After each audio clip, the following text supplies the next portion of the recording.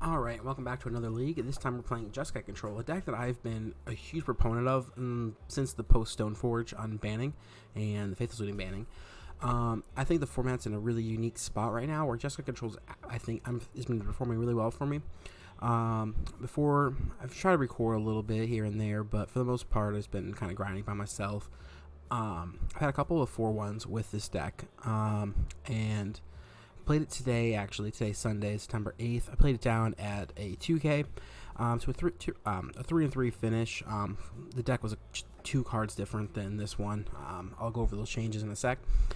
Round 1, I beat Humans, which is arguably one of this deck's best matchups. Round 2, I beat Bant Stoneblade. Round 3, I lost to a unique green-red Valakut deck. Playing Through the Breach with Emrakul and Primeval Titans. It came down to game 3, him having 3 cards in hand, casting Through the Breach. I hard cast Force Negation on it, and he got a response to me. His last card was Primeval Titan, getting 2 Valakuts, cracking a fetch, bolting me twice with Valakuts, and then attacking and bolting me 2 more times to die. So that was cool. Then round 4, I played against Urza, and it came down to game 3. I had a Rest in Peace in play, and drew land, and died to 2/1/2 Goblin Engineers, after already having earlier in the game fought through 3 Urzas and the tokens it left behind, and also additionally fighting through Thopter Foundry combo, but without the Infinite, obviously, with Rest in Peace in play. With that is a static caster, so really frustrating. And then at the end of the game, after I've dealt with everything, and we're kind of in top deck mode, and he said like a 1-2, I just drew lands, and he drew a second Goblin Engineer, and over 6 turns killed me. By the time I even drew a Snapcaster to kill one of them, I was at 1, and this is my last card. And yeah, he attacked for 2, and I died. Round 5, we beat a black-white Eldrazi deck, and round 6, we played against Spirits. So game 1, I kept a hand because I thought he was on blue-white control, where I kept 3 lands, an Opt, a Cryptic Command, 2 Force Negation. Not the best hand in the world, but if we're going to play Draw Go, I like the hand. And Force Negation, just a really powerful card to prevent their Planeswalkers. It was Spirits. He went turn 1 Mausoleum Wanderer, and I was like, oh, fuck, and we lost. Game 2, we did Jeskai Control stuff, as we should. Game 3, we had a stacked hand. Opponent mulled to 5, played Double Vial, and we cast 7 removal spells that game that never connected. Every time we attempted to remove something, he had a Vial in, something that saved it, whether it be Rattle Chains, whether it be an extra Lord. But the kicker was just 2 Unsettled Mariners, which hosed us, because I could never get beyond 4 lands to pay the tax on them at the end, and it killed me. So yeah, 3-3 today, playing Jeskai Control in 2K, but overall, still a big fan of the deck. So to go over it, we're playing 24 lands, or key removal, 4 Path, 3 Bolt, 3 Helix, an Electrolyze, and 1 Supreme Verdict, and Detention Sphere. Control magic-wise, counter spells we're playing: Force Negations, 3 Force, 3 Cryptic, a Singleton Logic Knot, and 2 Spell Queller. Just 4 Opposites of Cantrip. It's not great. I'm kind of trying to figure out what I can cut, maybe to get like a Hieroglyphic Illumination in this deck. Maybe cut an Op for a Hieroglyphic. I just want something that actually creates some actual card advantage other than Planeswalkers. But we're not there quite yet. 4 Snapcasters for value. Then we're playing a Narset, 2 Baby Teferi, 2 Jace Mind Sculptor, and a Big Teferi. The Spell Queller Little Teferi combination is insane. So basically, if we Spell Queller a spell, then it's exiled underneath Spell Queller. If we play Teferi Time Rattler, we can unsummon our Spell Queller, draw a card from Teferi Time Rattler, bounce Spell Queller back to our hand, and they can't cast the spell that was Spell Quellered because it gets exiled, because Teferi prevents them from casting spells, and Spell Queller says they can cast it. So super nice synergy here. Teferi Time Rattler is just insane in the control mirror matches. Most important card. Sideboard I'm playing is pretty unique. We have 11 1-ofs. Notably, 2 Surgical Extractions and 2 Wear Tears are a redundant card. Then we're playing a Rip, a Stony, a Fry, a Doan Veto, a Dampening Sphere, a Ceremonious, a Flusterstorm, which a lot of people forget is modern legal now, a Geist of Saint Traft, an Ashiok, a Static Caster, and I'm playing a 1 Chandra Twinking Inferno. It just hoses. If you just land this, you just play against control and play this on turn 6, you win. Almost every time. Yeah, Geist help us kill kill people quicker, Staticaster, extra removal against X1 decks. Rip, obvious, for graveyards. Ashiok, same thing for graveyards. Also good against control decks. Ceremonious, Tron, and Urza. Doan's Veto, mirror matches, Tron, Urza, a bunch of other shit, any combo deck. Fry, really powerful card right now. Good in the mirror match, good against humans, good against Stoneblade decks. Being able to kill Baby Teferis uncounterably is insane. Damning Sphere, pretty obvious what it's for. But yeah, overall the deck is pretty nice, so I've been very happy with it so far. Let's hop into a league.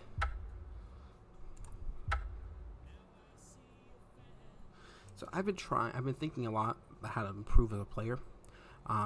And I was listening to an interesting podcast today with Reduke on it. And everybody knows Reduke's a great player, but he talked always about trying to really focus on your plays and making the right decisions and how to do that. So I'm gonna really try to play tight as possible here. All right, opening hand on the play: 2 Flooded Strands, 2 Path, 2 Helix, an Opt, a Spell Color. I'm gonna keep. We have mana, an Opt to find our 3rd land, and we're on the play. Opponent molds the 6. So we're gonna really focus on tight play. This league more than anything. Okay, opponent mold the 6, and let's pass. Depending on what we're playing against changes a lot, what we're doing here. Snow covered swamp. Oh shit.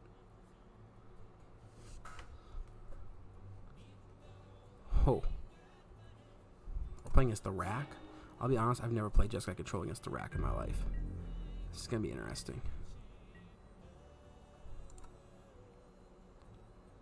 How relevant is my life total? It's relevant.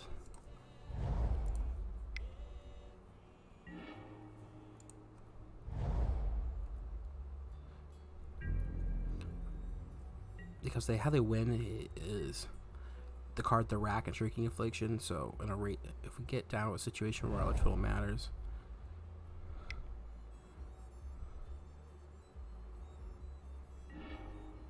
he's rechasing Raven's Crime. Okay.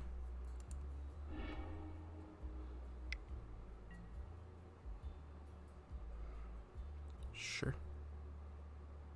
So at the beginning of my upkeep, if I have 1 or fewer cards, I lose 3 life basically.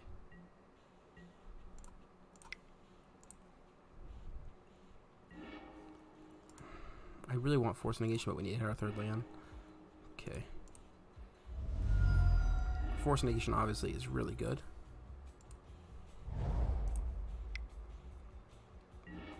But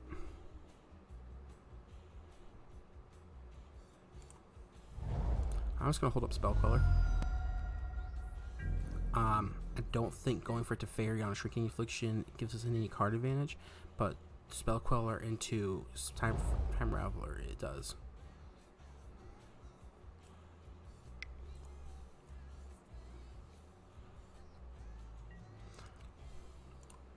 No.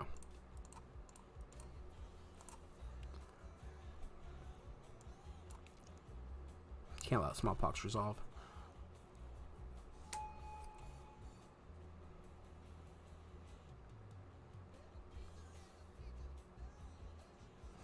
Smallpox would make us discard a card and sack a land.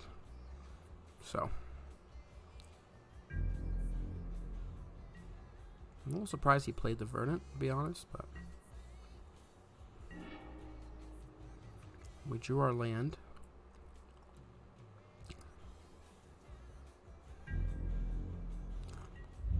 Get in for 2. Blue, blue, white. Fairy Time Raveler.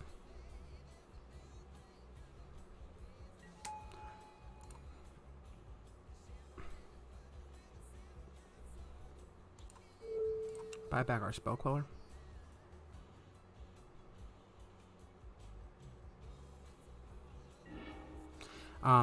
It's tempting just to plus it so we keep it Spell Queller on the battlefield that would actually kill our opponent. But I want to keep above cards for Shrieking Affliction. And additionally, I don't want my Spell Queller to get killed and then letting him get a free Smallpox.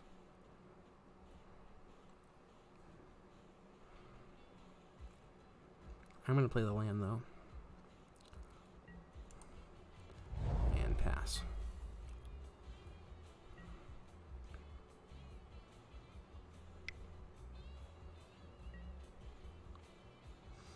I'm sure he's going to take our Spell Queller here. Yep.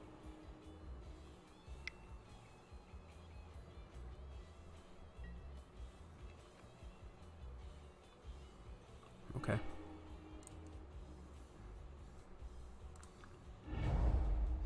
That's not what this game's about anymore, so we don't have our Spell Queller. Cast an Opt. Yeah.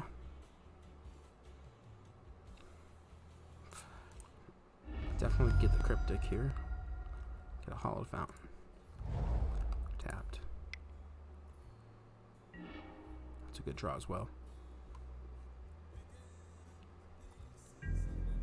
Opponent has one card in hand. Obviously, Raven's Crime is relevant. But if he retraces it, we could force negation and keep it exiled. I'm just going to hard cast another one.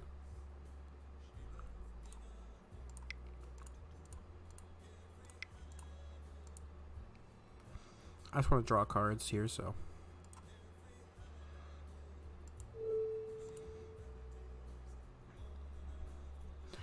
Since he has a second Raven's Crime, I have no urge to force negation it.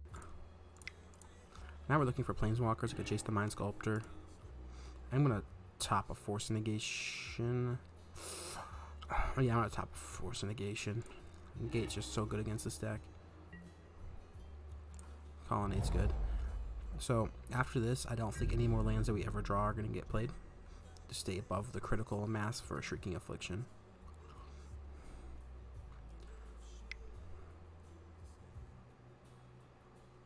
Liliana and Snaring Bridge. It is relevant because there's a good chance we will win via. See, right there was a mistake, but I'm not going to discard the or just fire these off. So not a mistake actually. We need to save them in our hand. That's a Jace.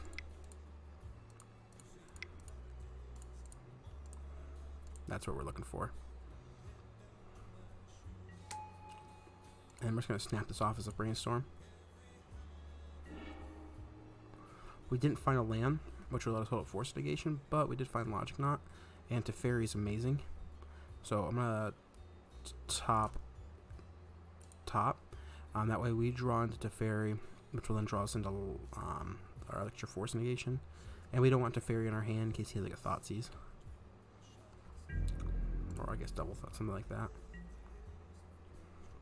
I feel very good now in this game. I'm not really sure how we lose from here. If I'm being honest. Hands.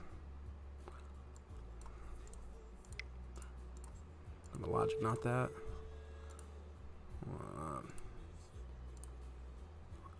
Logic Knot that. Delving. 1, 2. Delve 3 lands that don't matter to be safe. It doesn't matter, but I'm not expecting to need those lands, so in our graveyard.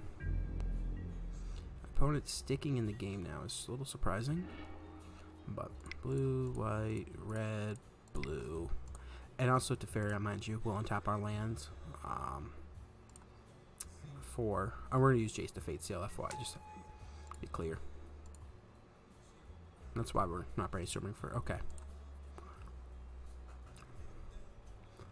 So we're playing against the Rack. I want Geist to kill our opponent.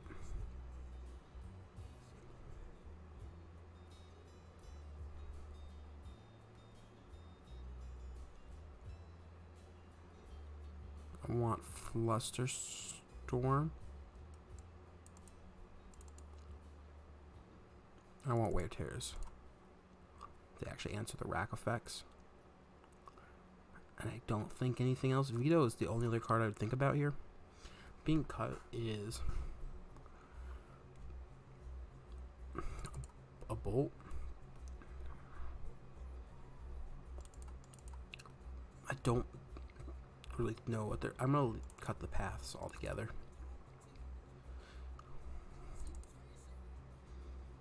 I'm going to cut a Helix for a Veto. I don't think we want Ashiok. I don't think we want anything else here. This doesn't do anything.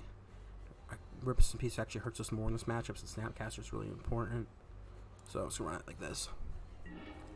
I'm not sure what their game plan against Control is, but I'm sure there's a scary one for us coming.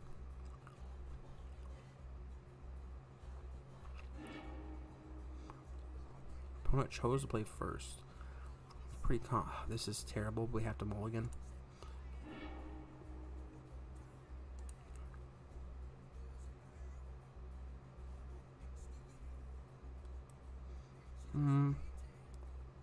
Yeah. I want mana.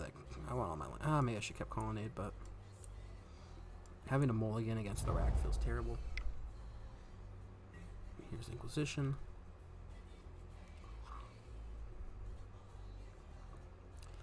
Yeah, definitely not ideal to mulligan against this deck, but sometimes you just have to do it. Takes Opt. Makes sense.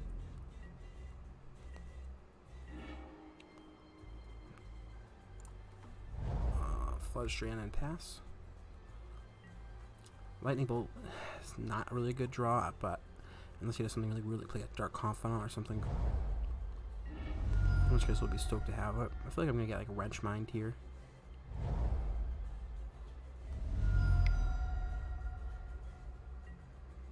Raven's Crime, okay. Discard Bolt. Retrace Raven's Crime time. Yep. Let's go to Wear Tear. Now the only reason this backfires is via Surgical Extraction in his hand to get our other Wear Tear. But I want to keep at least 3 lands because we have so many relevant 3-mana spells that we're live drawing into.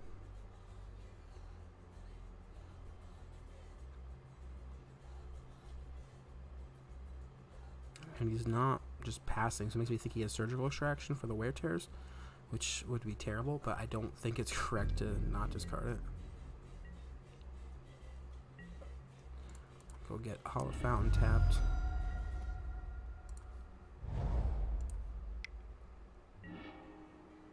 It's not a great draw, but at least it cantrips. And pass.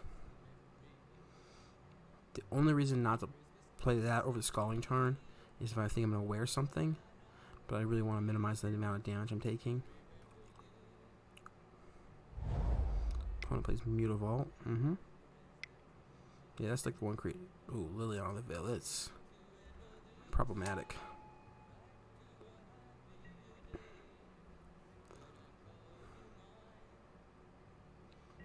This is not great. Yeah, we saw a counter spell. I can't mulligan just 5 against this deck. We're going to fetch Basic Island anyways, so play that and pass.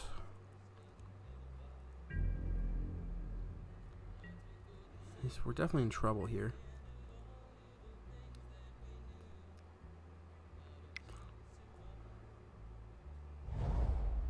Goes quarter.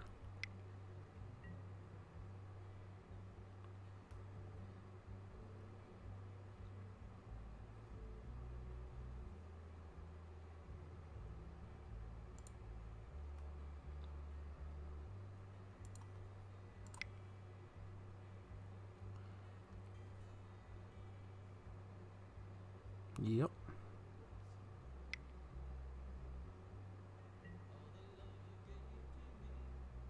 Our opponent remembered to float a land to my hand too, I guess. Because of that, I'm trying to think here.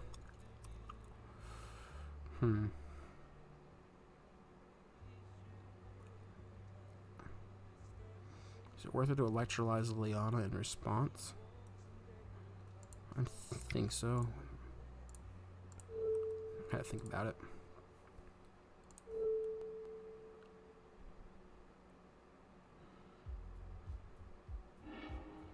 Draw this into opt.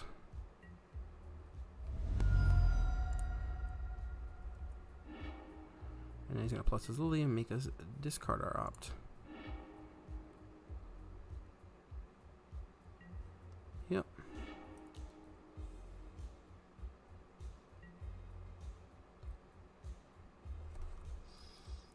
And we take 2. So this is definitely where this rack deck wants to be right here. Us being empty-handed with 2 lands in play. And then moving a Lily at a clock.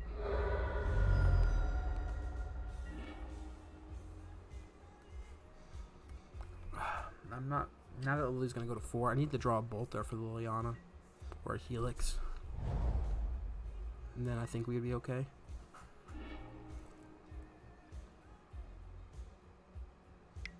I think he played the second Mutavault this turn, so yeah. We only go to 14, but I don't know how we get out of this, if I'm being honest.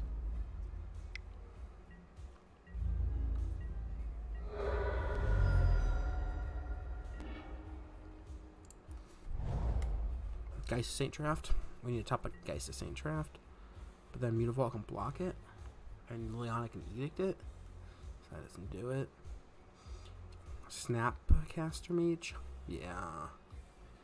Snapcaster in response to Liliana Plus.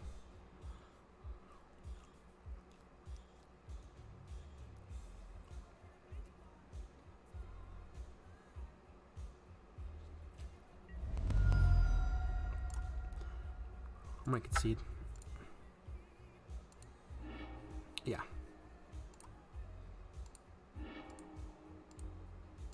In no world do we win that game. Anything that we want to change? Now that we saw that game. Don't think so.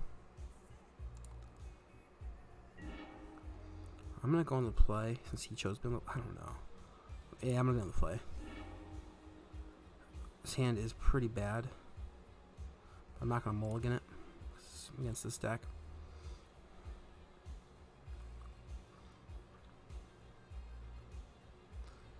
Opponent molds the 6, that's good. Him molds the 5. Okay, we have a real fighting chance now. Every card he molds is like us drawing a card. He goes to 4. I assume he's got to stop there. I mean, our hand's really bad, but this helps.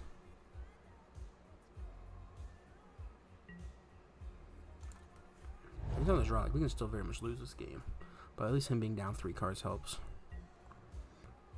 He kept on 7. Okay, good. And he played an Urborg. That's really good. Let's our Field of Ruin turn into a Plains. I assume you just take Wear Tear here. So, he's probably just take a Snap. Yeah. Snaps are one of our most important cards.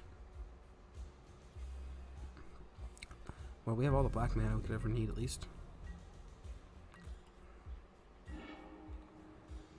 I'm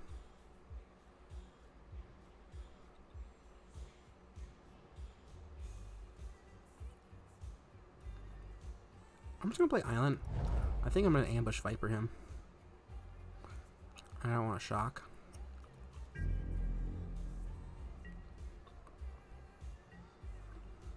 Yeah. We're probably going to ambush Viper here, as long as unless he plays Smallpox. Then we'll do it afterwards. And then we'll discard our something. Passes. Yeah, we're just going to ambush Viper.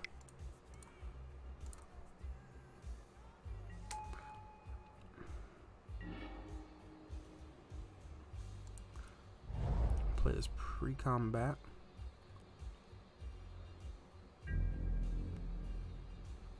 Combat. Attack for 2.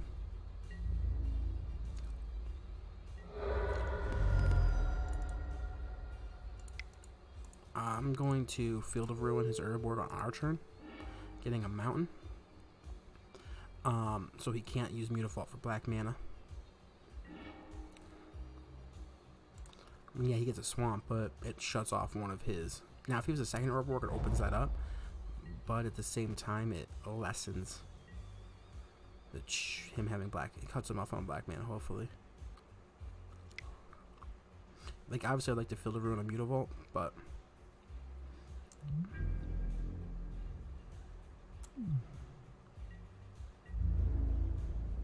take 2. So he has nothing else going on in his hand, and he does not want to trade Mutavault with our Snapcaster. Great draw. That helps us win our race a lot. Get in for 2.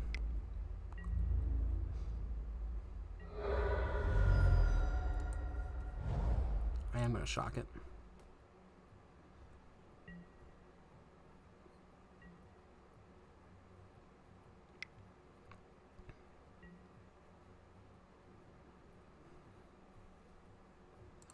I'm going to respond with an opt. Because if we just like draw a land, quickly bottom into a land, we can just discard it. Okay. It seems like a keep to me. Discard a wear tear.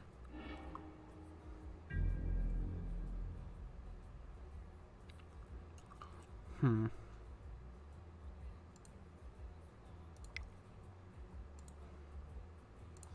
going to Helix our opponent. Now, if I draw a land, don't. I draw, jeez. I was going to say, if I drew a land, I was going to Teferi Time Raveler, attack, unsummon. So we can snap a Helix off, but we drew Jason Mind Sculptor, so we're pretty happy. Slam a Jace.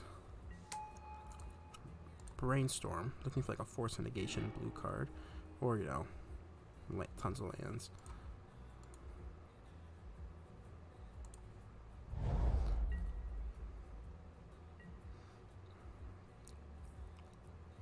Let's see, opponent.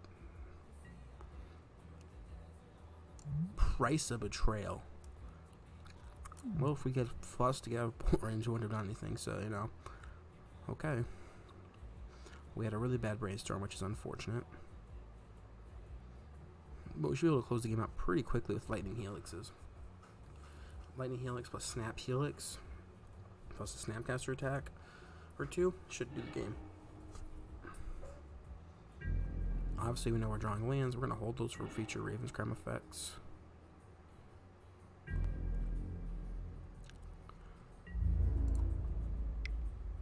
And we know our top card is Steam Vents, or Sacred Foundry. So I'm going to unsummon.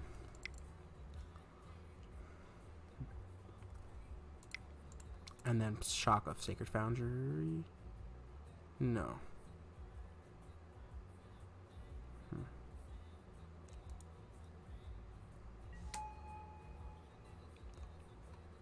I'm not going to unsummon, though. Do I want to unsummon? I unsummon.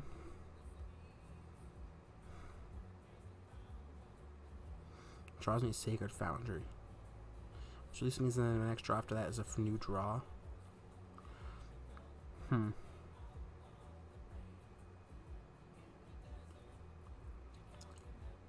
If he's another Price of Betrayal, and we lose our Teferi and get no value, yeah, I'm gonna unsummon our Snapcaster.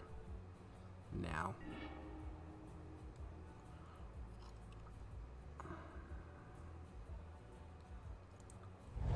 And yes. Shock that. So we can Helix him.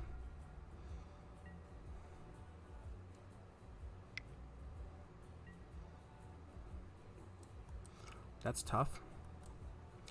But I think it's Snapcaster Mage target opt. Lose our Helix.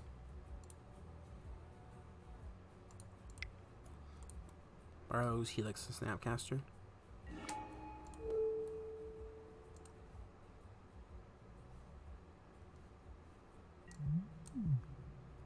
Okay. I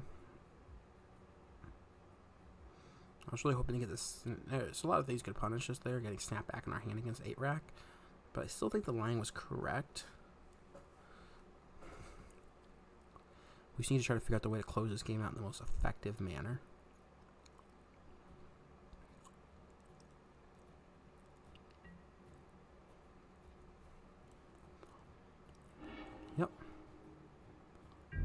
Like, the worst thing that could happen there if he like went Liliana.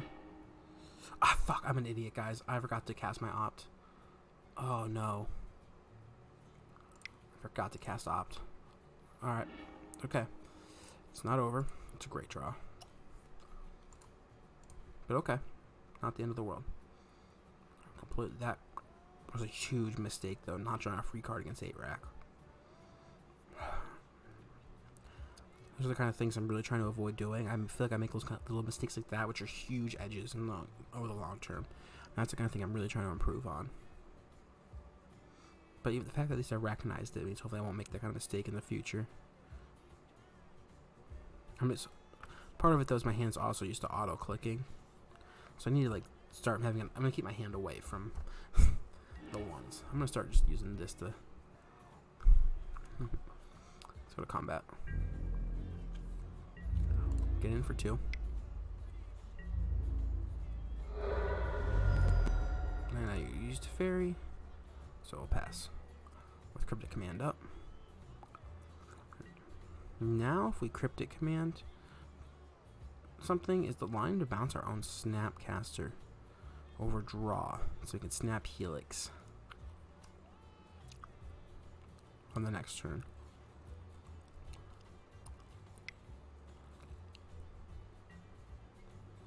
He activates Mutavault to kill Teferi Time Raveler.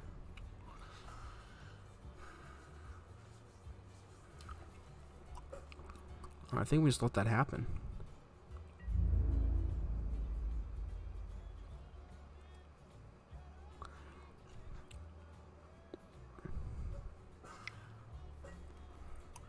Yeah. I think we just passed to our turn. Well, if this finds us both, the game ends. I'm gonna draw it. It's an alternate win con. Put opponent to 2. And pass.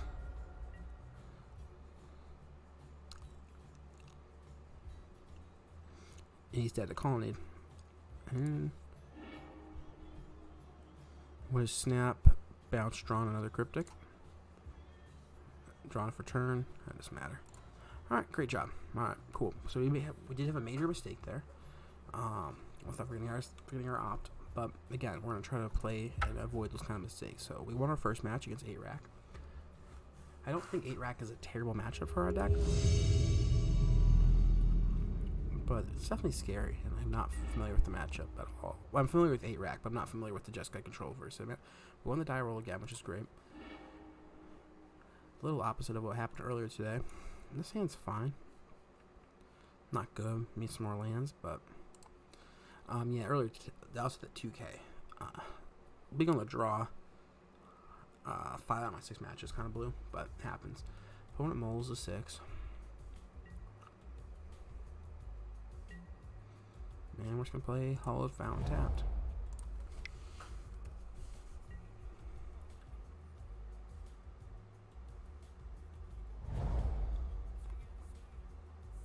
Let's see, Cavernous Souls. So it's humans, so it's a great matchup for us. But our hand's pretty bad against humans right now, I gotta admit. But we do have Supreme Verdict, which, of course, there's a very likely chance that they name with a Wrath. Drawing a land there is nice. So we're looking for a red land and bolt effects.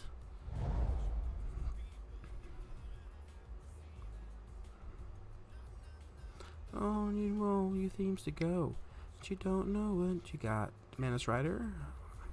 Yep. Meddling Mage. That's probably gonna name Supreme Verdict, which sucks. It's our only one in hand. Our only one in our deck is in our hand too. Okay, Path Exile makes it a little bit more of a fair name. Yeah, definitely a more common card. Sure. You know they seem to go, but you don't know what you got till it's gone. End step. It's capped opt. Cast opt. Yeah, I'm gonna top that.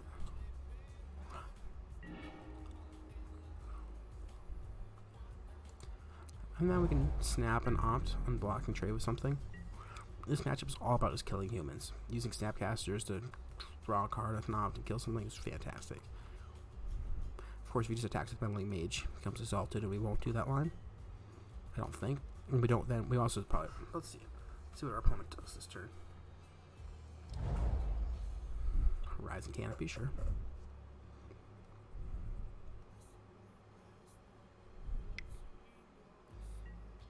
Champion of the Parish. I'm very fine with that. I want him to play as much onto the board right now into the Supreme Verdict as possible. Headsteel Freebooter, of course, is a fucking nightmare. As is Thalia. Yeah.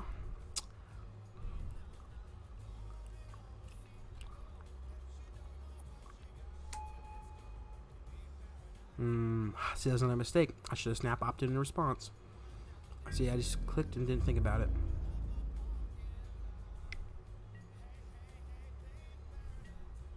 Because I need to draw my next land pronto. Spell Queller's good. But I very much have made a huge punt.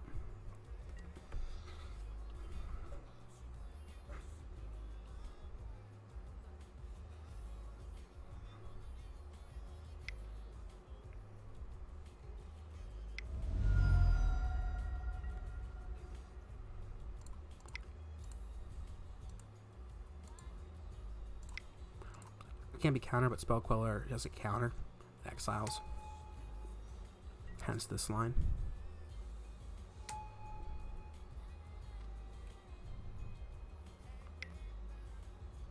Another champion.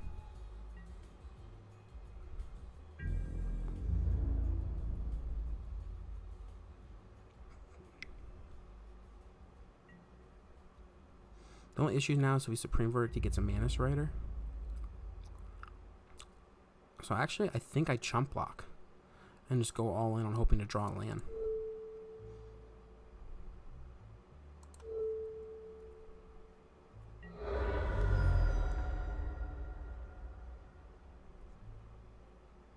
If we draw a land, the game's pretty much over.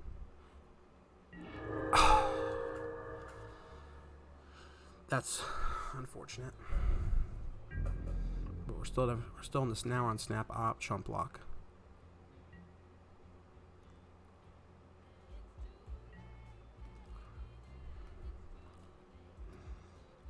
Like that one snap op turn mattered so much.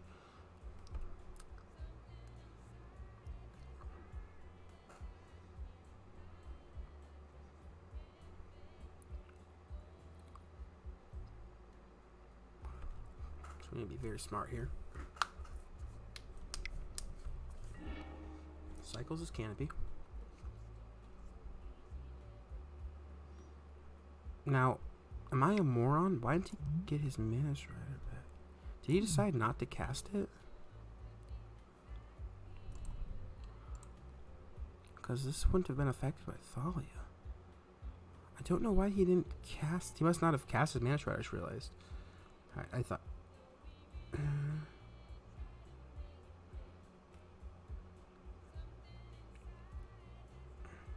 He did cast it. Okay. Yeah, Unsettled Mariner is really good, but we're not targeting him. God, Unsettled Mariner. That card upsets me so much.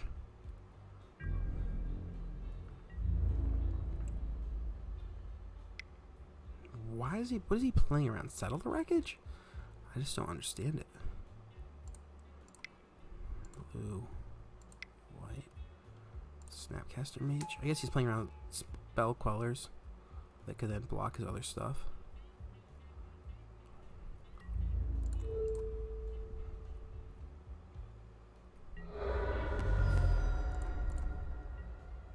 Get our mountain. And this time we're not going to forget this opt after we target it with the Snapcaster. Put that in the bottom. And perfect. Even better.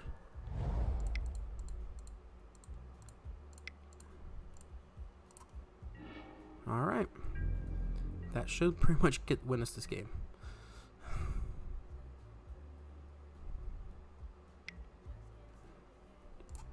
Force that for sure. I saw one of our extra Jaces. helps keep him low on mana, but sure.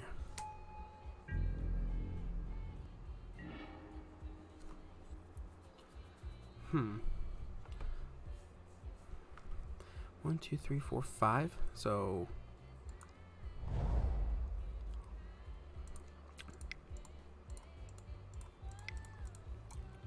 Make to Fairy, untap 2 lands, but still feel the ruin his Cavern of Souls.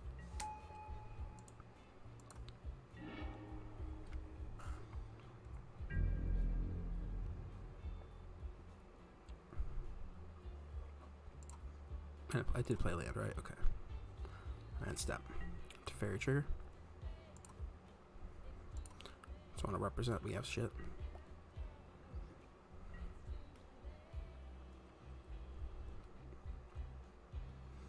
Oh man, that Supreme Verdict though. Awesome. Alright, now that we know what we're playing, so we know what we're looking for. So, Fry comes in. Is it Staticaster comes in?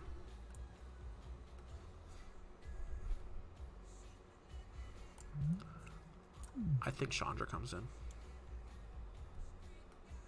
And I think that's it, for sure. Now, the interesting question is, what do we take out? I think Loginaut comes out for sure. I don't think it's a good cast. But now the question is negations. Don't want 3 in our deck. But do we leave some in to hope to snag a turn 1 Vial? Because if we don't snag a Vial, they're basically just completely dead. So, with that in mind, I think we take all of our force negations out. Now, Vial is really good against us. And good against all control decks, letting you play your humans at instant speed, as well as just being an absurdly good card by itself in a vacuum. But if we can force a negation turn 1 Vials, this is what I was trying to figure out today when I played against humans earlier, or in the actual 2K. I couldn't figure out if I actually wanted force negations or not. So then the question is, do I just want to like leave 2 force negations and trim a Narset? Trim a Jace? Obviously we're leaving these are the only possible cards. Everything else is staying guaranteed. And of these, what do I think is the worst in this matchup? I'm going to start by sideboarding out Narset. On the play, I might take out our negations. But on the draw, I think it's taking out Narset. Yeah. Jace is just too much card advantage. So let's run it like that.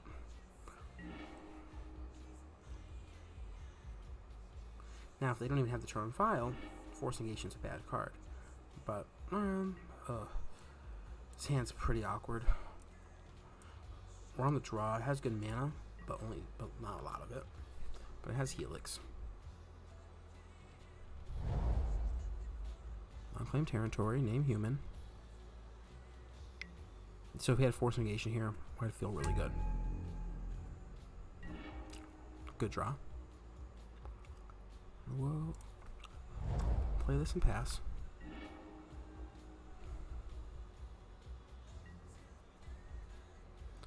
Now if it goes for like a Thalia, it's pretty annoying. But Thalia is also really good in general. Champion, sure.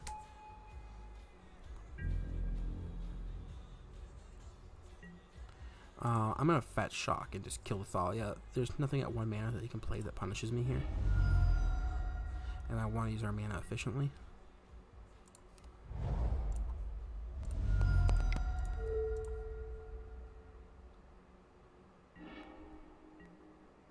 Because as soon as that Vial goes to 2,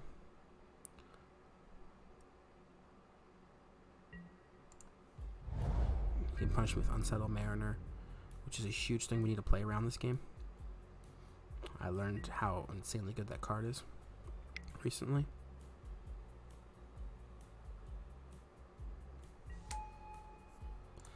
Which is why I'm actually going to Lightning Helix this champion right now.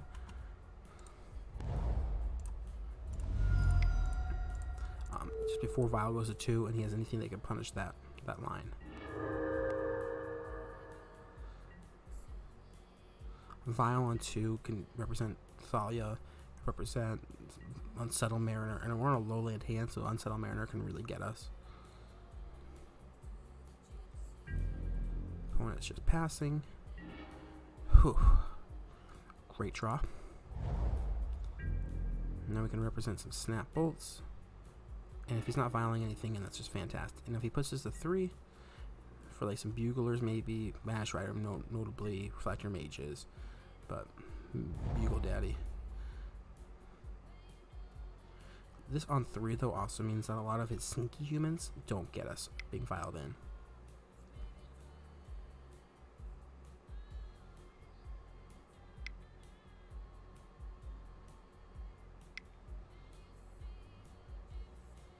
Banish Rider.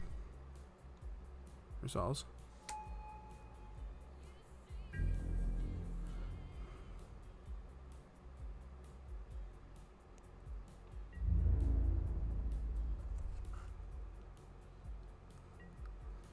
Now I'm just trying to think here. I don't know what he would have at Violet 3 that gets me necessarily. So I'm just going to flash and snap and try to bolt it.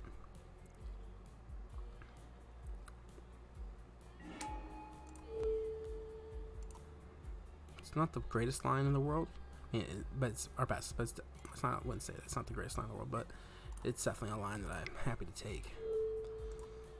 If I was on 2, I'd be really hesitant because of Unsettled Mariner. But oh, thank you, deck. Not punished at all. So I'm gonna go to combat. And I am going to attack with our snap. Because if he vials anything in, we just path it. And I doubt he would. Exposed to play the hypothetical sorcerer speed removal. And if he's not going to vial anything in, I'm stoked. Okay. Yeah. Let's see what he's got. I feel like it's a Militia Bugle. Oh my, yes. The card is so sick. So it gets, he looks at top 4, gets a creature with power 2, so it can hit any human, it's every human in their deck but Banish Rider. And he got Kite Sail Freebooter.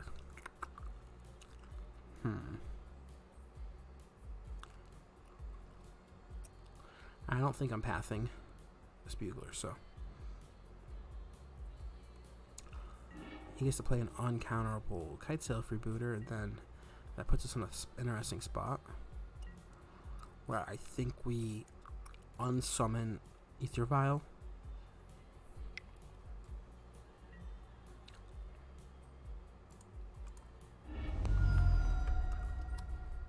I'm gonna get basic planes. Alright, we have 3 blue for Cryptic, we need a 2nd white for Supreme Verdict. So yeah.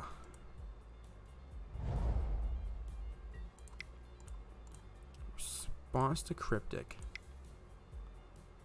Our response to Kite Sail Freebooter, I mean. We're going to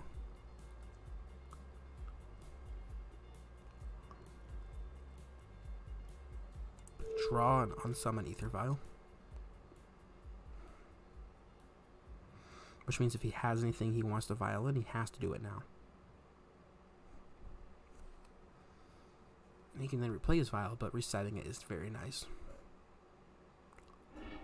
He has nothing he wants to vial in. That's awesome. So he had no 3-drops in his hand.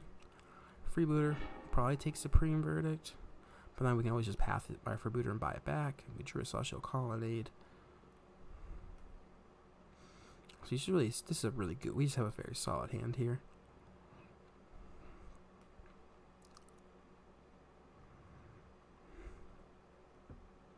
Takes the path, okay. And replays Vial. Attacks us for 2. And I think I'm pretty much very okay with just slamming a Supreme Verdict here.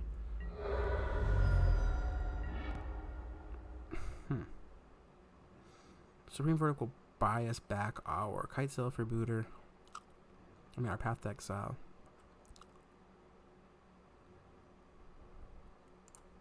So yeah. Just want to get things going here. And then play Colonnade. Now our hand is double path and Fairy. Now if he has Meddling Mage to name on Path to Exile. Can get us a bit, because he could definitely be stuck on 2 drops after putting his file to 3. So I would not be surprised at all to see a Meddling Mage here. But Noble Hierarch is not that.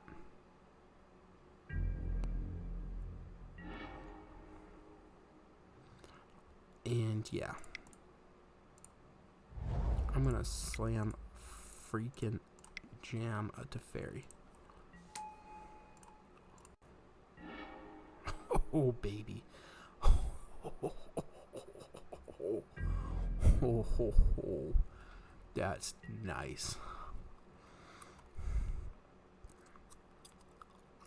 That is very nice.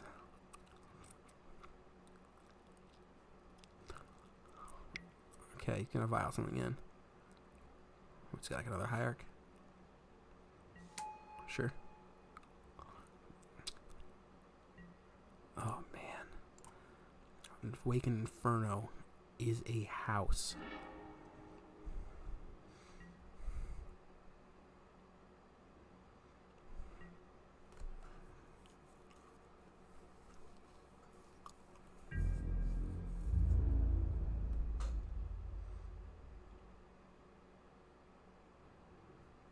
Tax our Teferi for 2. I think I'm gonna path it to protect our Teferi.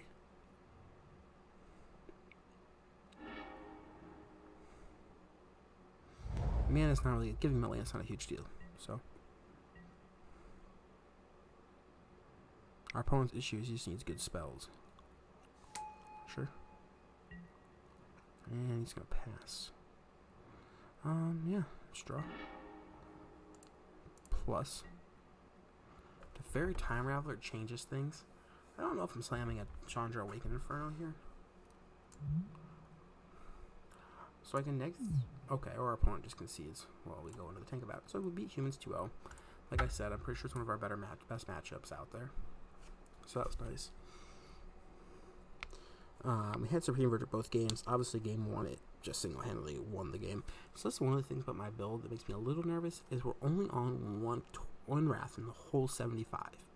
The only Supreme Verdict. If I was going to change anything major, I kind of would like to have a second Supreme Verdict.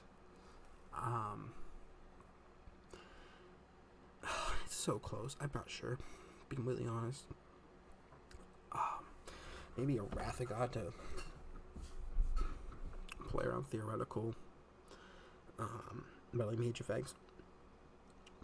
Maybe play one maybe I don't know though for sure. If I was gonna main it, I'd play a second Verdict. If I was gonna sideboard, I'd probably do Wrath of God, but nah, it's probably the second Verdict on the board. Verdict's just really good because of Soul Herder decks and playing on Force Negation. Alright, 3 for 3 on die rolls. Hand's not great. But it's serviceable. We have an op. We just need to find our 3rd land drop. The nice thing about this deck is we have lands and spells, so we just kind of cross our fingers that we can let things line up okay and that we can min-max it. Man, I feel like such a traitor playing Celestial Colony in our deck. But it's the break. Ooh, it's the mirror. Ooh, and we draw nice. There's nothing really that he can play in turn 2 that I'm afraid of. That I can think of. That turn 1 Celestial Colony would represent.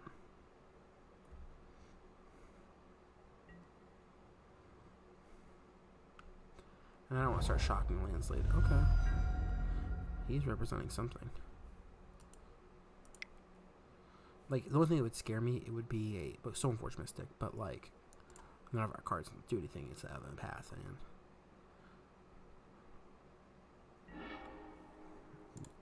yeah, land drops are very important in this matchup, and it's our red source. So I'm gonna play this, and I'm gonna pass. And if our opponent shocked for no reason, that's actually really good against. Like, I get why you shock in this matchup. Like why you would to represent you have something, but since we're Jeskai, our burn makes. Oh, he hit double opt. Okay, so he topped the last one. And top that one. Okay. If he slams a little Teferi, I'd be a little scared, to be honest. But blue, red, snap. And cast it. I mean, yeah. It's not a counter spell, but it's more pressure.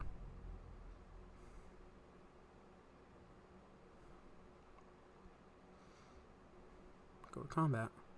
If opponent paths our Snapcaster here, I'm stoked. It's like I will gladly take land drops to put me ahead.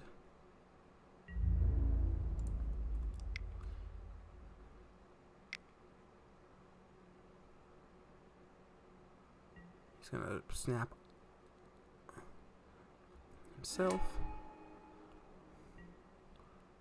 Target ops. 4 blocks. We're gonna lightning bolt his Snapcaster Mage. Let our Snapcaster just keep clocking him.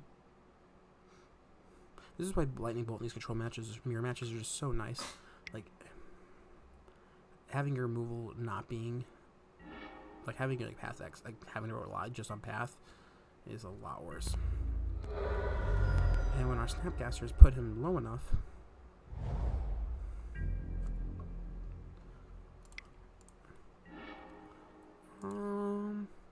yeah, I mean, it's not ideal, but like, we need to hit our land drop, so let's get in there for 2.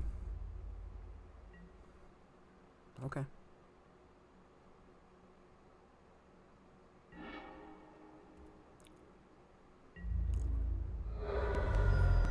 I want to make this game about pressure for him, considering that's how our hand is lining up.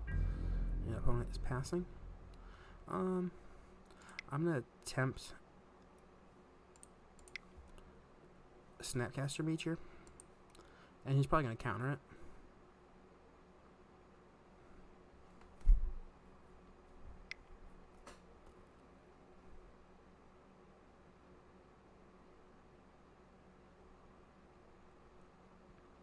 Could be Spell Queller.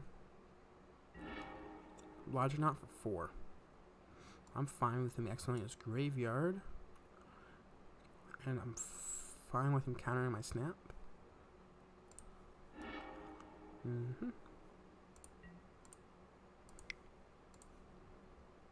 Cast the Snapcaster.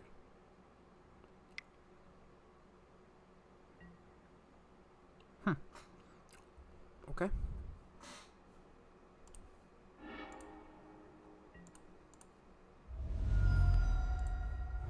Interesting.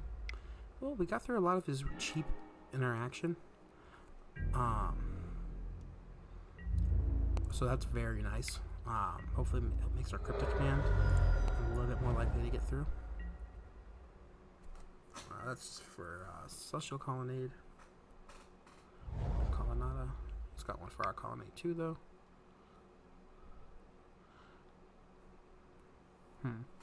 He's thinking about passing.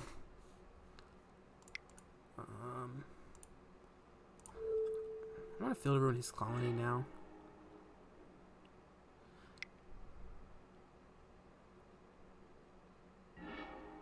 And he's going to do the same to us. Float a blue.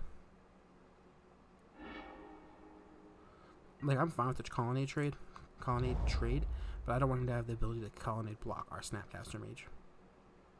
And then his resolves.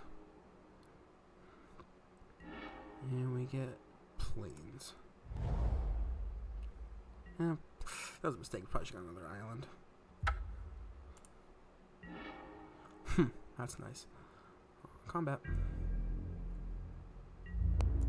Get in for 2. And pass. One thing I wish you could do in Moto is like sort your lands. Like your opponent will see the default way, but I like to be able to sort them. Fairy Time Reveler.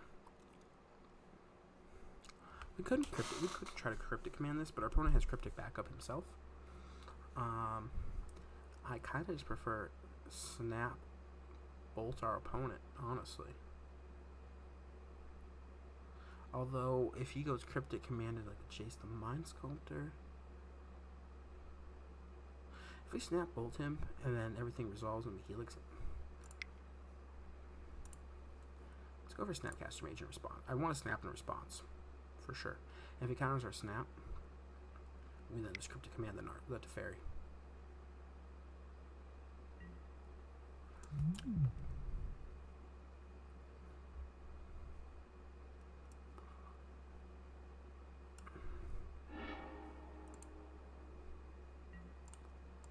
Blue, blue, blue, white. Counter draw. Teferi resolving is just way too relevant, but ooh, that's nice. That's off. Excuse me. It's also a good draw. 2 good back-to-backs. Get in for 2. Our opponent could have force negation. It's not like we're going for lethal here, so I'm just going to pass.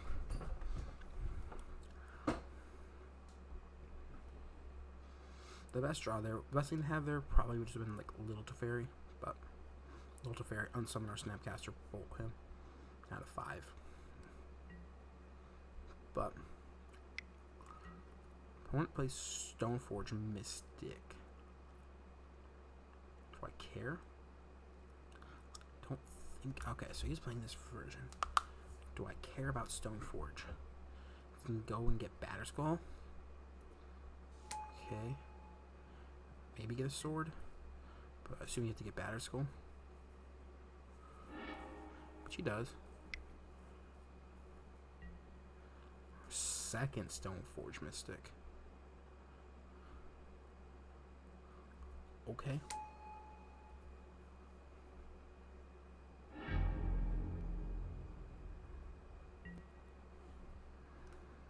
I don't want to use my burn on his Stoneforges, but I'm going to. Bolt 1.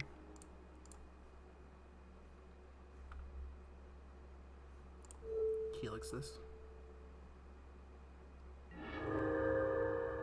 Untap. Combat. Beat it. 6. It's not ideal. Maybe I should have pathed them. Pathed one of them and saved the bolt for his face. I'm not sure.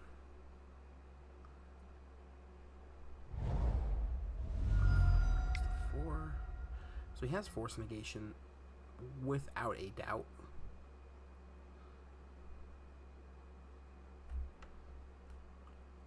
So I'm just going to let it resolve. He's shocked a Hollow Town. He has force negation. So I'm not going to play Cryptic Command into a force. Sure. What was the other card he revealed? Sort of Feast and Famine. Okay.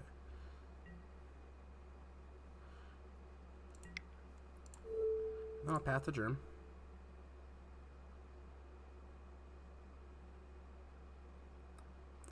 And now if he wants to force negation my path, I'm okay. Let's go.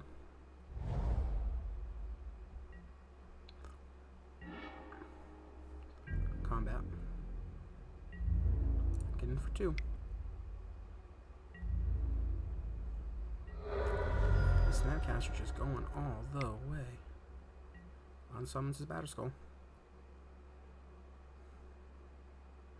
Now we can do the same thing again, just path it with Cryptic Command up. Play his land.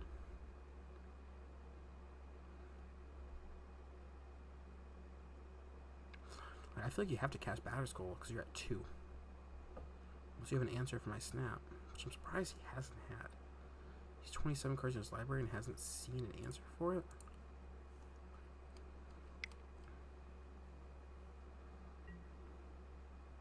Sure.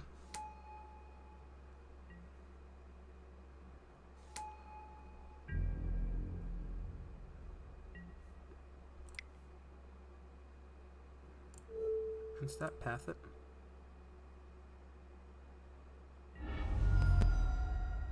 Fetches. I want to do this on his turn because if he has like 2 counter spells, one of them is Force Negation, which it is.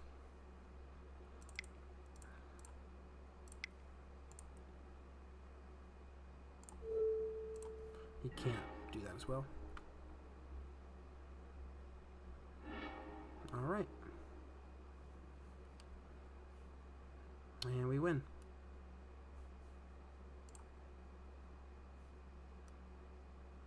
Opponent says nice. I'm not sure if it's the respond. I'm not sure if that's like upset nice or good nice. But okay. Blue-white control. Okay. So yes to Geist to Saint Draft, I think. Yes to Fry 100%. Dovin's Veto. Flusterstorm. And Awakened Inferno. Question is, do we want Wear and Tears for equipment? Coming out. I think 1 negation comes out. Maybe not negation. I think this is tough. Electrolyze comes out.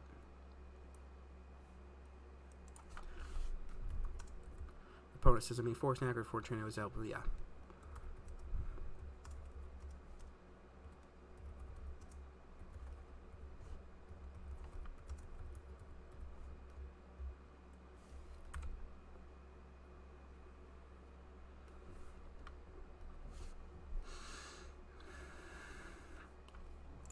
I'm not gonna try to. And he's a little salty, but I'm not gonna try to be a dick. But yeah, I mean, we did see Force Mapcasters. That's undeniable. In a control mirror match, and he's completely right. That's very good. So against this control mirror match, I love Spell Queller to very powerful combination here. Narset's amazing. Snaps are important. I'm gonna trim on a Path to Exile twice.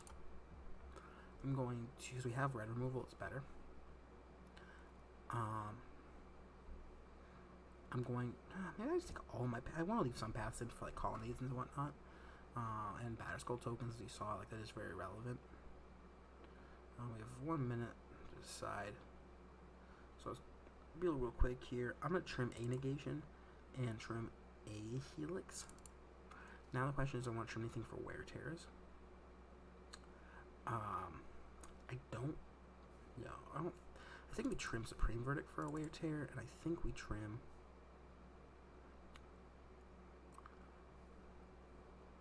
possibly a Lodging Knot, possibly a, no, we're not cutting a land.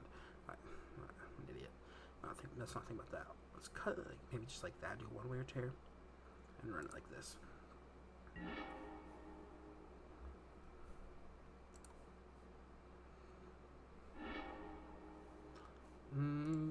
Let's get Steam Vents. And his hand's solid, just needs lands, which we always need. And he plays that, sure. And that's a great draw. Yes. And step will get Steam Vents and Opt.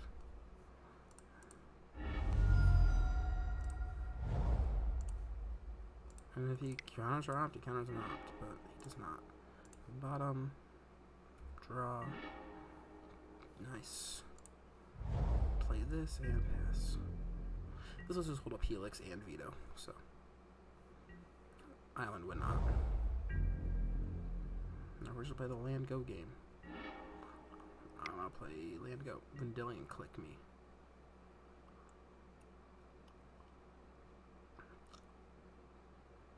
Sure.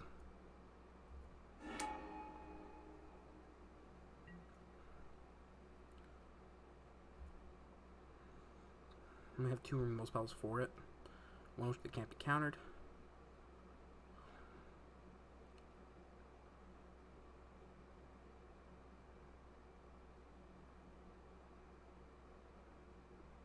That being said, I'm not going to cast either. I'm just going to hold up Dovin's Veto. Hashtag snap opt.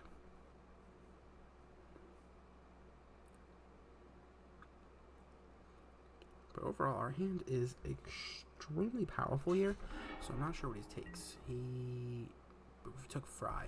That makes sense. Fry threatens his cancer planeswalkers as well, so I completely agree that's the take. And I'll pass. Jeskai Colonnade. Swingling Dings. I'm gonna take it. I don't want him to go for the second main Little Teferi, but I will attempt to Snapcaster Mage. Spell Snare seems fine. And I'll cast an Op myself from the hand. Yeah, I'm gonna top this land. Does playing Field of Ruin hurt me? Yes, 'cause I want to hold Helix and Veto. So Falls doesn't let me do that either, so it's actually gonna be Scully turn. If all the lands, like up to 2 non-fetch land hurt me lands, it's gotta be that. I will pass.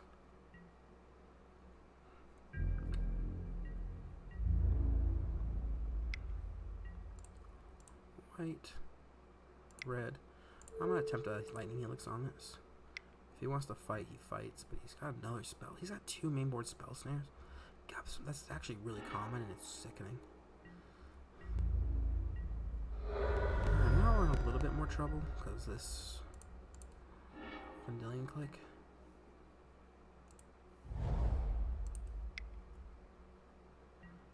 Beatdown is scary as heck.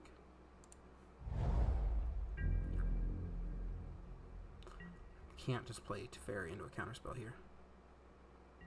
It's tempting.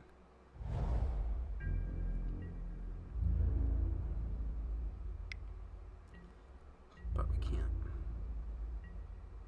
We're at 7. He's just gonna hold all his countermeasures to protect the Vendilion Click. Man, I really would like that Fry back.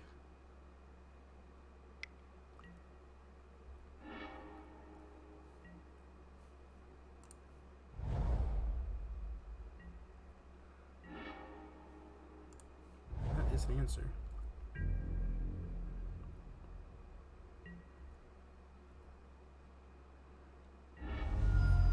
So he doesn't have Field of Ruin, of course. We're just getting run over by a Vendilion Click. Okay, no Field of Ruin there's awesome. Okay.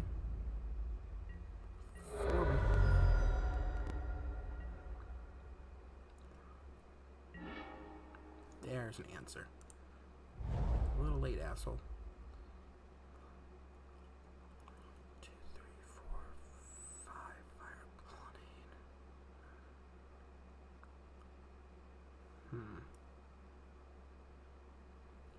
Let's pass.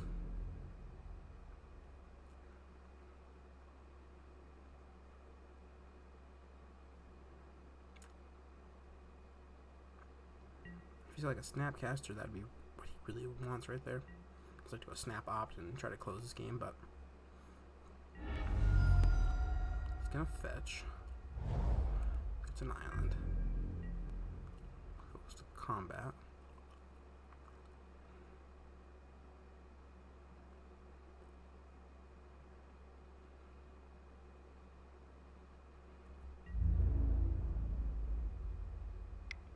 I mean,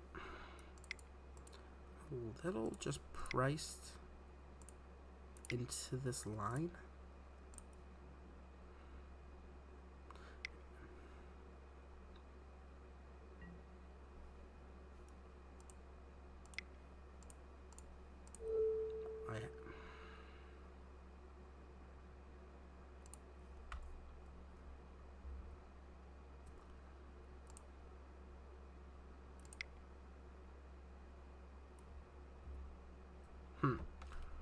I think I Doben's veto this just so my colony doesn't get bounced.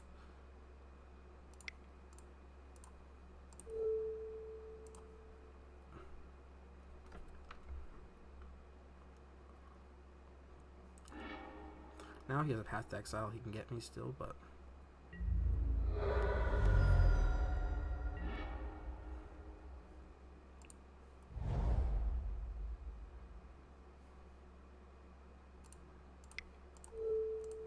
Bolt is why he's a little bit tapped down.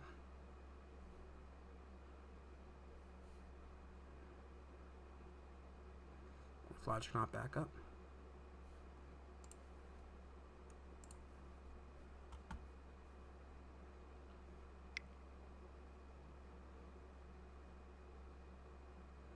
he has Mana Leak, we pay for it. If he had Mana Leak, Force Negation.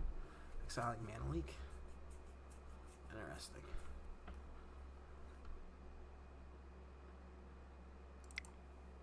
Oh, we have to Logic Knot it or we're dead.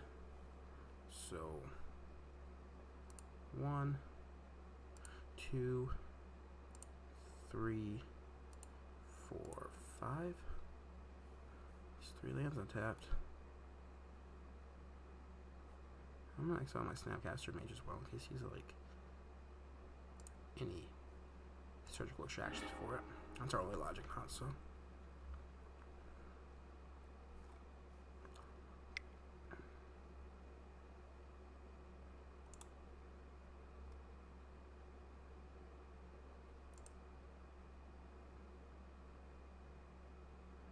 He has 2 cards left. He's got a Logic Knot of his own, we lose. Right? We lose. Cool. Okay. Happens. Do I want to change anything? Maybe Electrolyze isn't so bad. Cantrips was the thing I was thinking about that year that game. But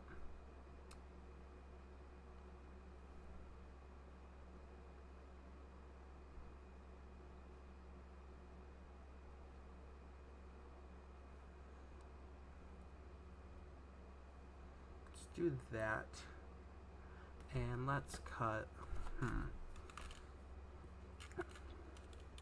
What do we cut here? If we bring Electrolyze in. No, I'm just not gonna bring Electrolyze in. And we're on the play for game 3. His hand's reasonable.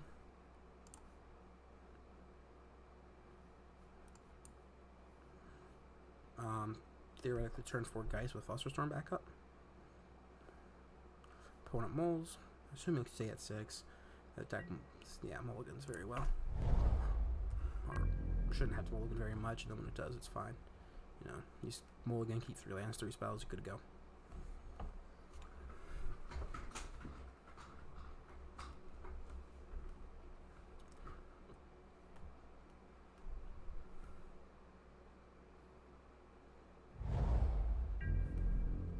Island pass. We go Flooded Strand. Go ahead. That'll get a Steam Vents. He opts. I'd like to hit my 4th land drop for turn 3 Geist with Flusterstorm back up.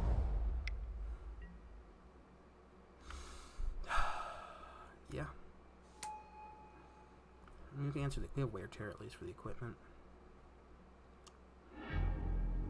He gets Batterskull. We're not playing any spell snares in our deck, which is not as ideal. We drew a land.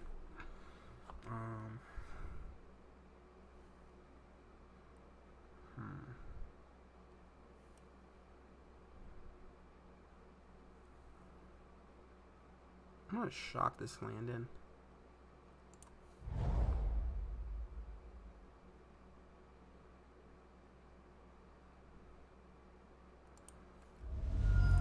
Play Geist while he's tapped.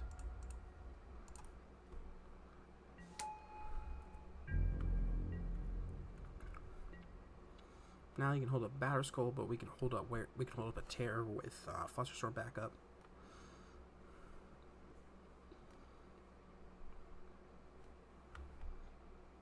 And Geist to say Draft is a nightmare for him.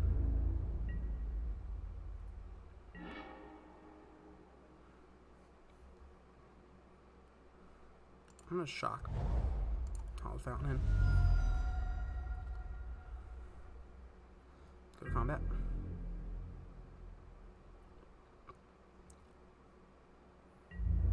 And attack.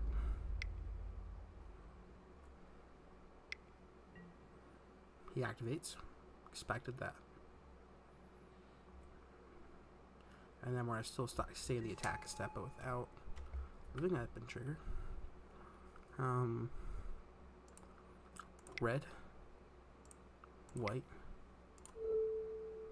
Tear, Batterskull. Nice.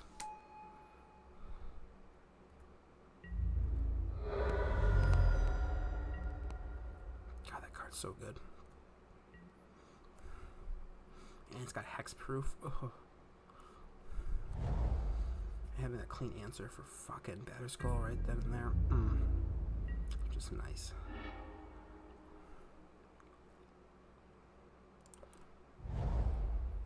Oh, no, it was not a mistake. I didn't have another blue land. That's correct. In fact, that was an island. That was a mistake, so I could hold a Cryptic Fluster, but we still have Force Fluster.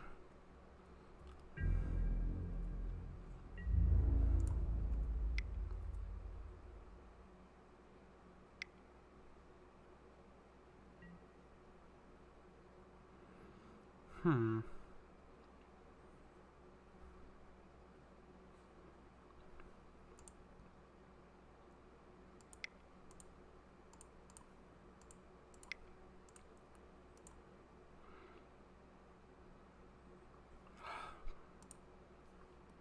think it's just counter draw. Or it's on summon Celestial Colonnade. But it's kind of a counter draw. And if he has a spell snare or like a counter spell here, he gets me back good. Oh, he doesn't? Nice. Nice.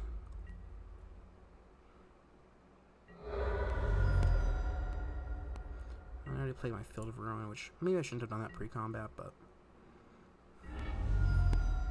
he goes to 6. It's Island. Activates Stoneforge.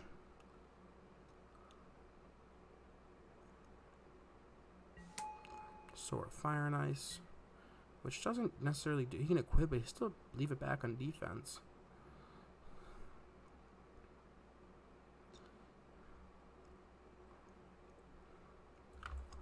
So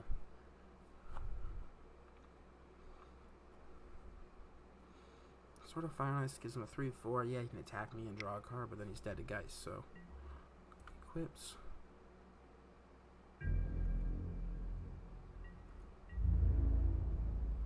Yeah. He knows what's up.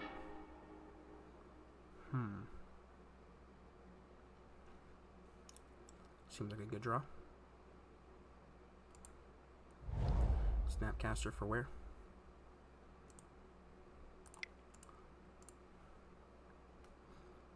Snap.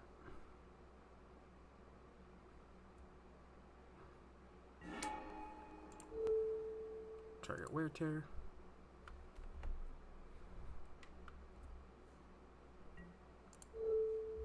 Flashback Wear. Red, white.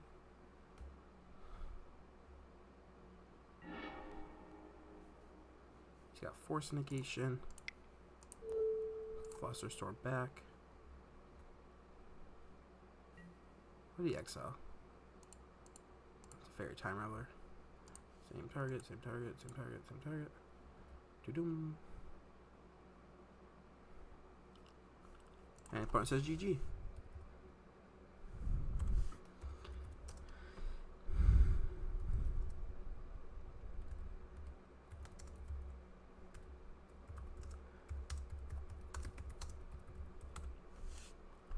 Alright, and we beat Blue-White Control.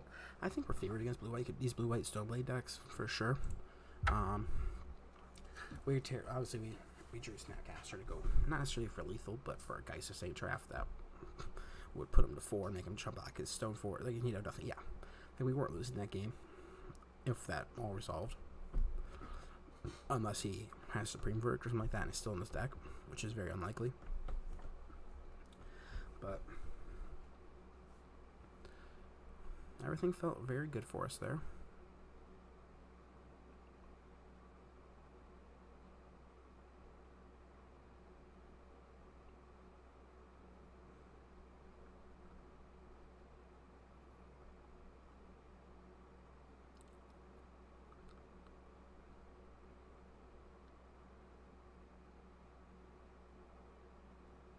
I haven't 5-0'd in a while, so I would not complain to win the next 2, is all I'm saying. No, would not. Alright. We lost a die roll. Oh no, we are so unlucky. Okay. Hand is not great. But it's got 4 lands, Baby Teferi, 4 counterspell. So we're gonna keep. Opponent fetches. Our hand is super slow, but Watery Grave. Thoughts. Huh. Like, I don't want to say mill, but ugh.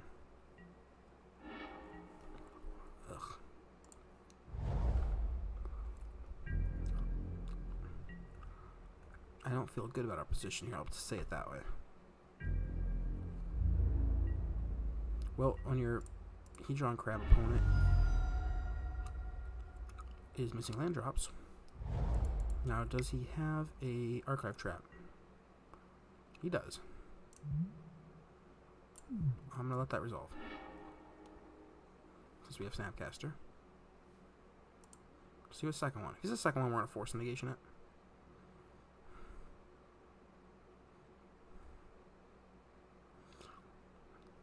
But I had to fetch. My hand's all fetches. He's targeting Path to Exile with Surgical Extraction over every card he just saw get milled. He's targeting Path to Exile. Okay.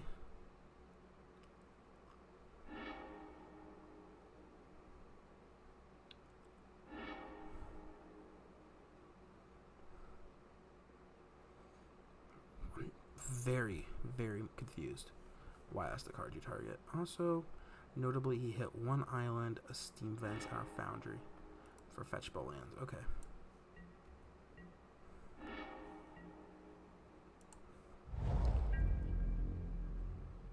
It's very weird. Now we drew a second Teferi Time Hour, so we can pitch the first one with Force. Makuro. Yep.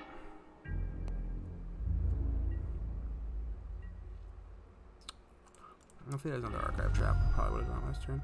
And I want to get the Steam Vent. I want to get my fetches out quickly. Or getting my Shocklands out quickly before Hedron Crab mills those bastards all over.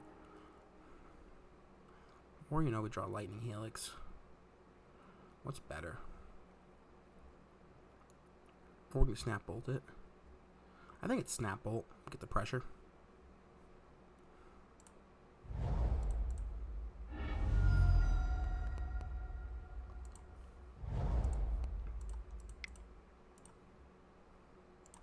Snap.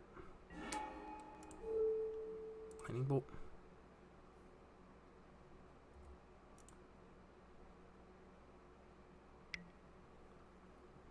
Okay.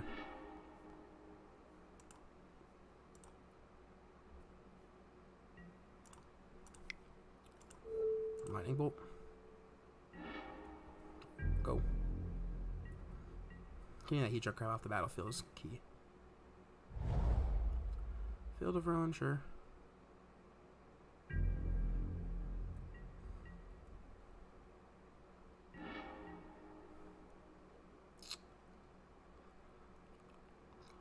Wait, it's calling turn. Blue, white, blue. Just play Teferi Time Raveler. And let's just take it up.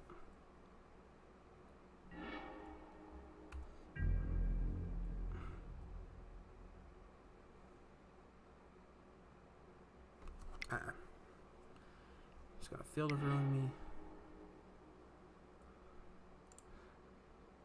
I'm gonna respond with fetch for island.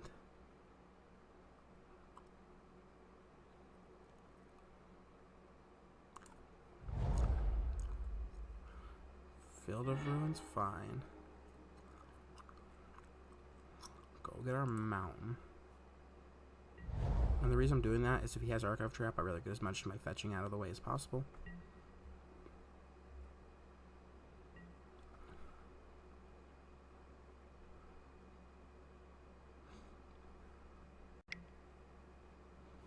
Targeting Force of Negation. Well, the way it's got split second, I can't respond anyways. And the way I see it, we already hit 2 of our Force Negation, so I'm taking the third from our hand if the Force Negation doesn't do anything. So sure. Is it obnoxious? Of course, but it's mills. Anybody that plays. We don't have 20. That's awesome. Okay. It's not Ancestral Vision. Sweet.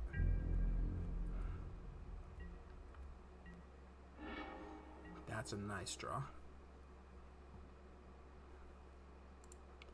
Blue, blue. Colorless. Narset. Down tick. Take Logic Knot. No, we got a little punted for how we tap for it, but there's only one Logic Knot in the deck, so I'm gonna draw.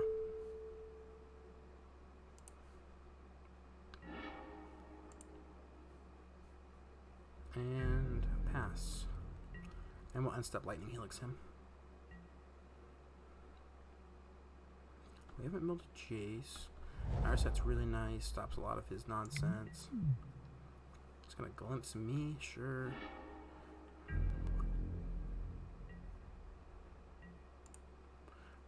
What do we have for snaps left? One. We have a lot of pressure actually left.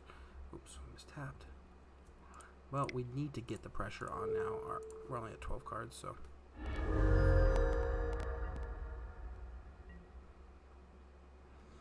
And that gets the pressure on.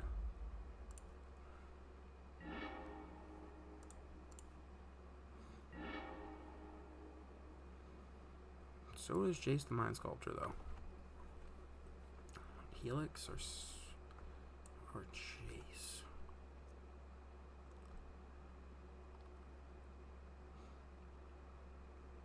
Helix or Jace? Oh, man.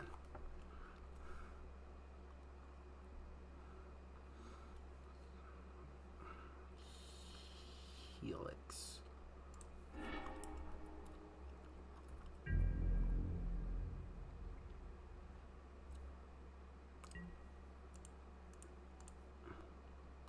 Go ahead, opponent. Do I have any fetchable lands left? We have Sacred Factory gone, Steam Vents Island. So we have one island left in our deck.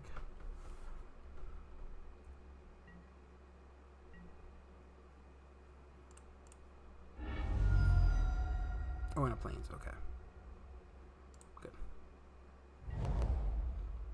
We're very restricted, though, on our red sources. Snapcaster Mage. Target Helix. Targeting this because he has another extra paid effect. I want to get it out of my deck, or out of my hand.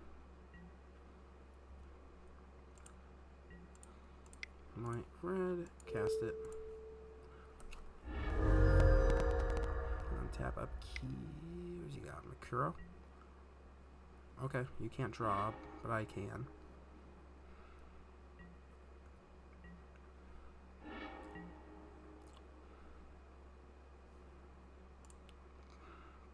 Plus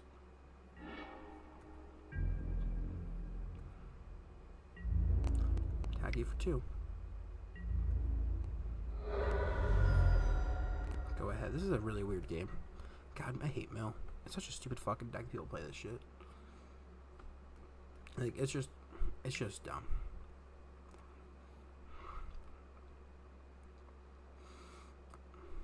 I'm just gonna play another one, anyways. Sure.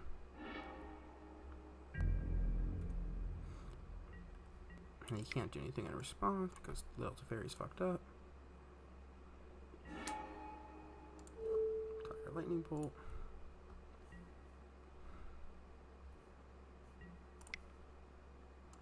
Lightning Bolt you.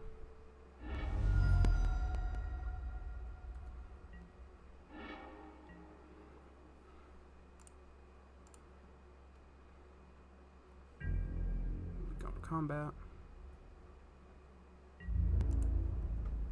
Attack you for 2. Put you to 4. If I had another red source, I would kill him this turn, but impossible. Plus this to 5. And pass. Kuro.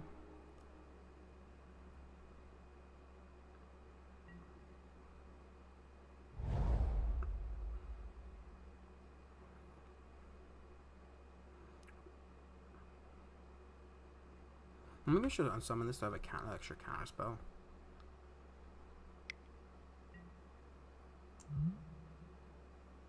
He wants to duress me. He's just choosing duress.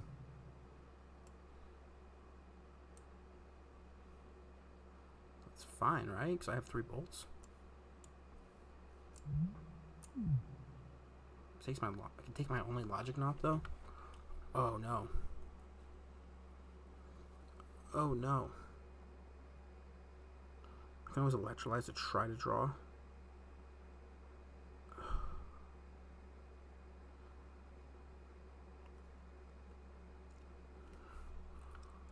Okay. But if I electrolyze, I can't draw anything that gets me out of it. He has to take logic knot and then... No, we end step bolt him and then... Stop on my turn. If he mills me... We're fine if he mills me. Because we just, in our upkeep with 0 cards in our library, finish him off with a bolt.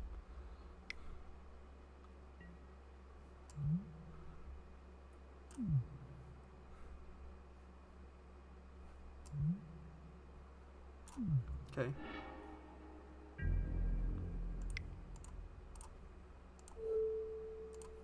Oh, he fetched? He's just dead. Okay, well, he said anyways. Okay. Mill. Flusterstorm. Tovin's Veto. Geist to Saint Draft.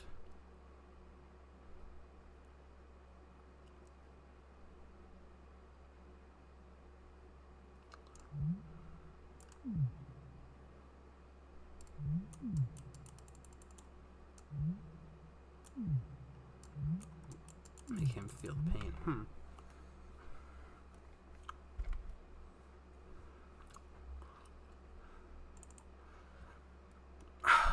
He's surgical path exile. Still makes me think there's a reason for it, but it's mill.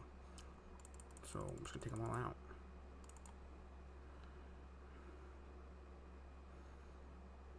I'm bringing Fry in because it can unaccountably answer Keyjug Crab, and he might totally play Ashiok, so probably actually does play Ashiok. That would actually make a lot of sense. So I'm gonna bring Fry in as well. Oh, I don't want Damping Sphere. That was a that was not supposed. Did I grab the wrong card or something? No, I just accidentally grabbed Damping Sphere. Perfect. I don't want that. That was a mistake. So yeah, Path X I just don't think there's really good targets. This hand sucks. This hand sucks. More dick. I want to minimize my fetching. Okay. That does stop a decent amount of our game plan. It's a fine draw.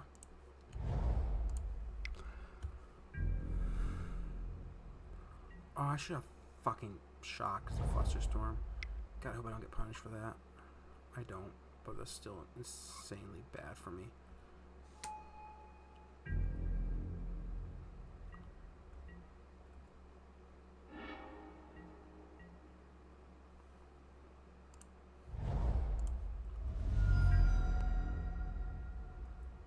And I drew Force Negation the turn afterwards too. That is sickening.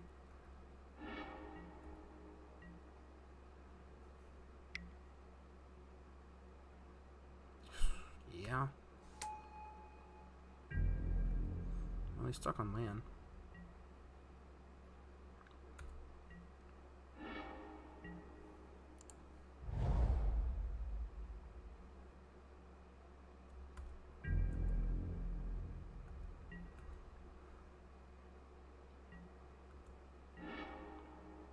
Mills some Glimpse. Hits his land drop. Mills me. There's no electrolyze I would have liked.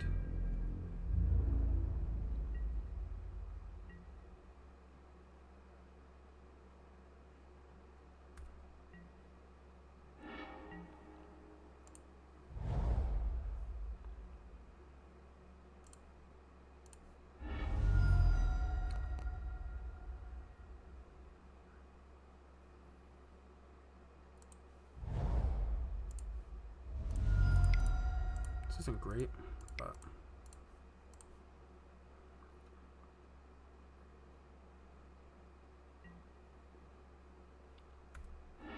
yep. How many of these fucking traps you got, asshole?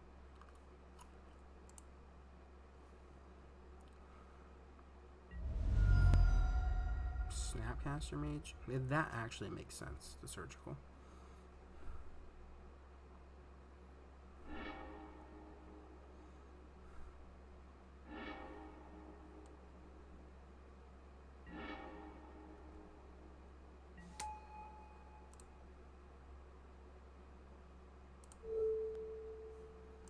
Fate Sail me. Put it on the bottom. I can't Fate Sail him, but I want to plus this chase to see if I can try to race. Alright, we drew a land. It's kind of nice.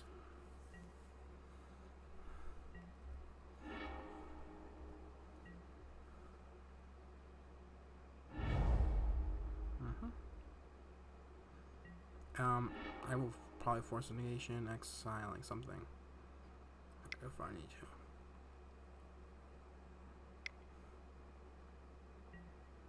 to. Ooh, that's gotta get fucking forced. That's the reason we brought. Also, I was happy I brought in Fry. I called it the have Ashiok. Force a fucking negation, exiling Teferi. I don't want to tap out for Teferi if I can avoid it. So.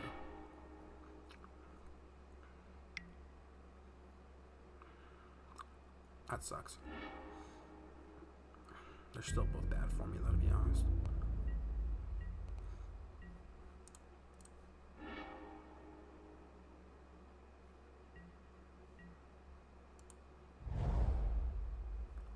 That's a good draw. I can counter something and bounce Miss Maricord.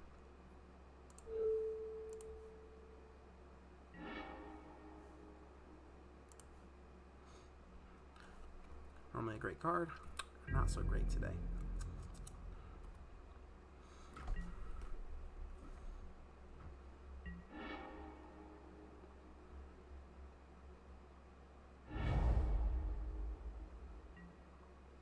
Yep.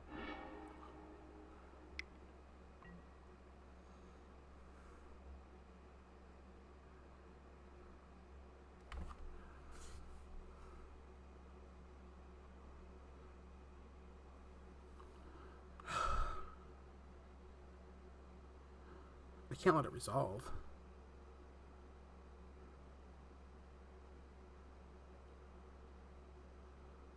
So veto, because it costs me the least amount of lands. Permanents tapped, I mean.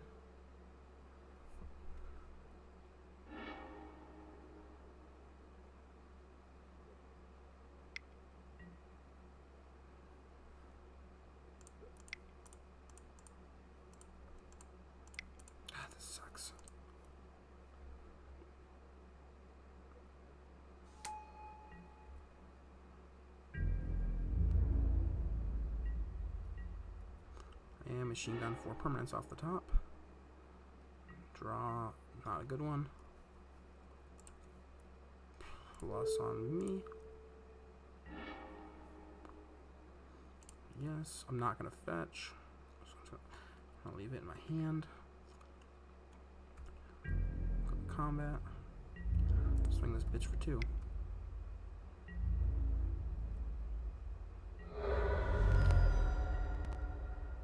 Pass.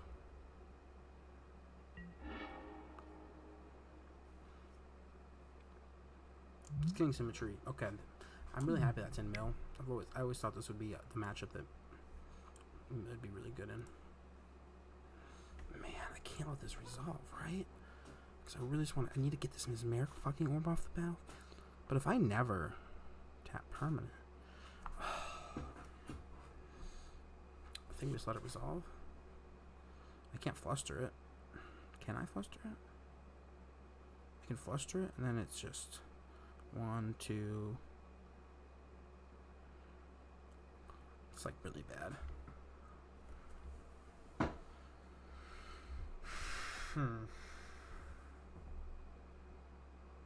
That Mesmeric Orb will just chain wheel me for a lot.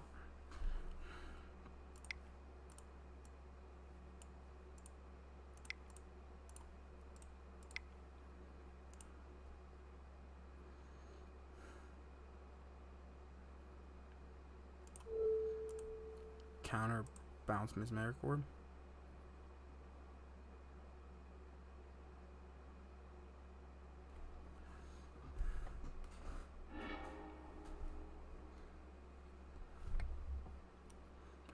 I don't know if Jace is going to be fast enough here.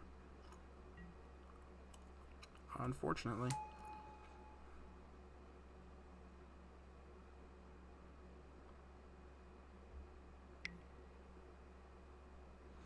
Yep.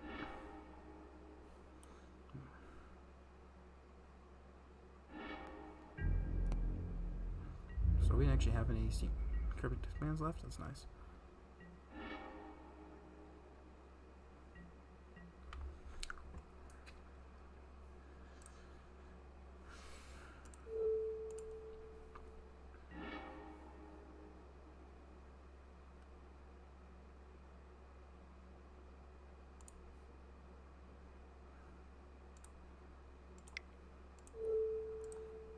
Have to lightning bolt this. Oh, his landfall basically kills me. Assuming his Mesmeric Orb doesn't.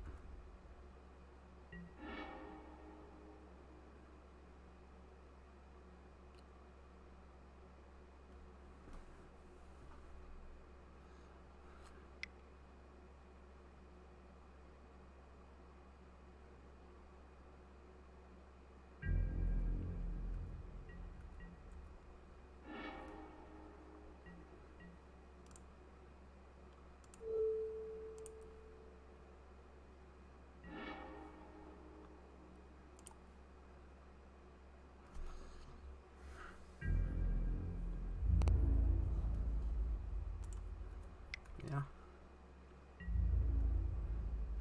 I'm sorry for being quiet. This is just a very tough game. I'm not. So basically, what I'm trying to do here is just alt my chase with it before I mill out.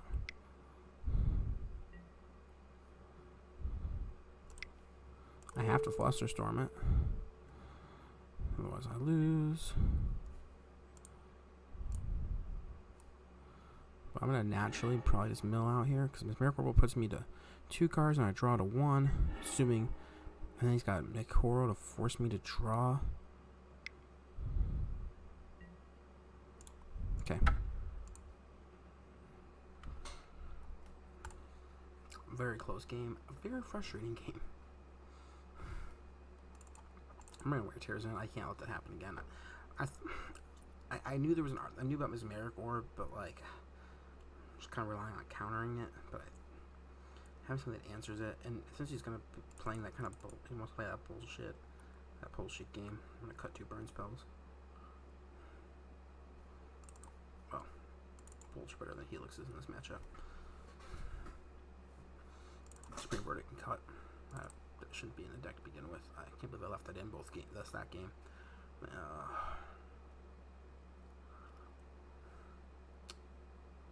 Like this.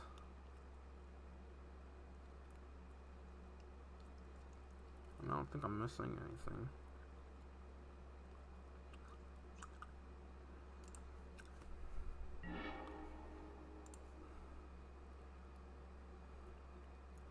Yeah. Hand's good. Mill molds the 6. 5? Hell yeah, fuck you, Mill. Bitch. Making me draw lose all my cards. Yeah, even if, okay.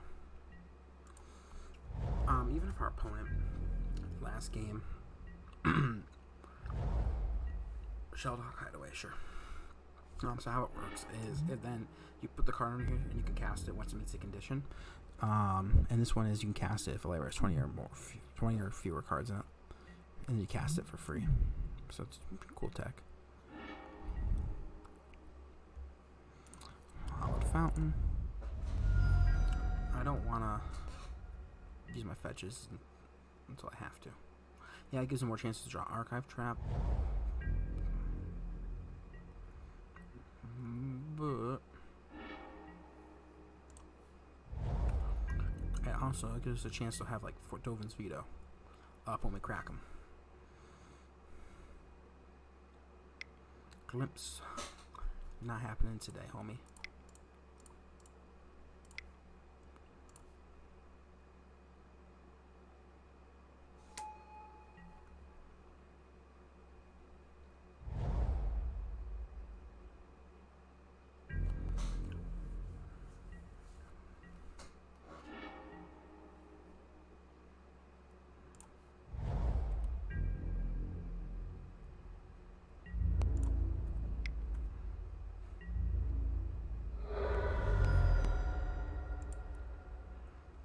And pass.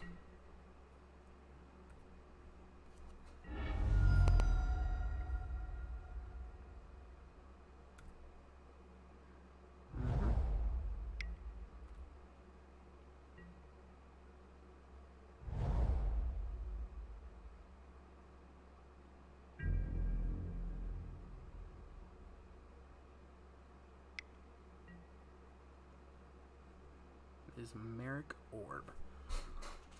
Yeah, nah, fuck you.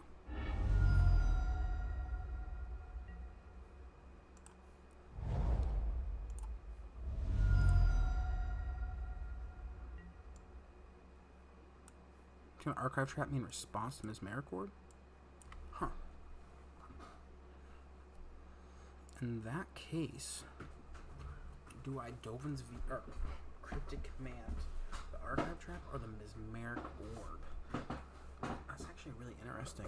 If Mesmeric Orb then resolves,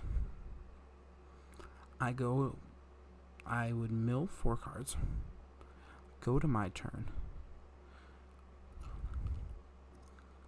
I think Archive Trap is better for me, as crazy as that is, than Mesmeric Orb.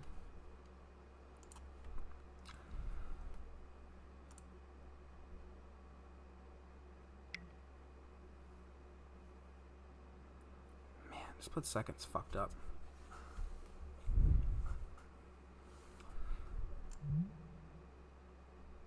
I think I targeted Snapcaster. Well, I have a Snapcaster Mage in hand, which sucks.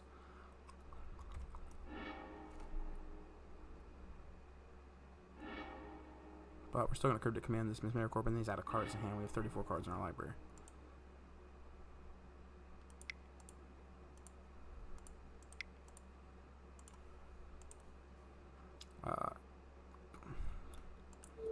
Counter draw. Okay. That fucks. Play this. Fetch it now. Get Steam Vents.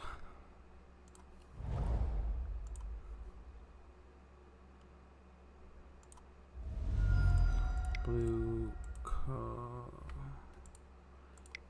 That. Geist. God, that was a nice draw. That helps us close this game out super quick. And then we have Fry and Dovin's Veto up.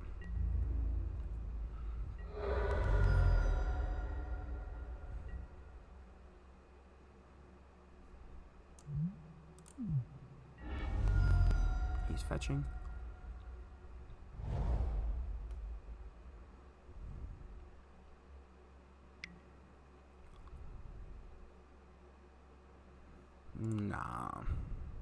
Nah, dog. Just nah. I don't feel like getting a glimpse today. Yeah, bitch. Come back. How about we attack you for a ton?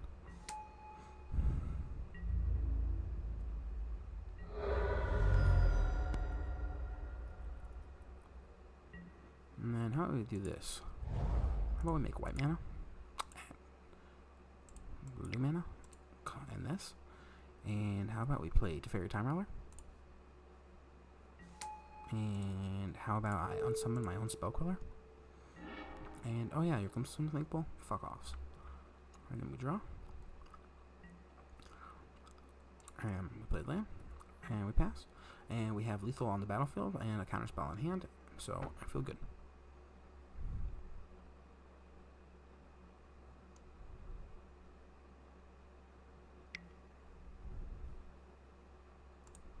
Just counter it. And you did. Dope. Alright, we beat Mill. Whew. Alright, let's go for the 5-0. Let's see if we can get it. We had my last couple leagues with this deck have all been 4-1, so see if we can bring it home.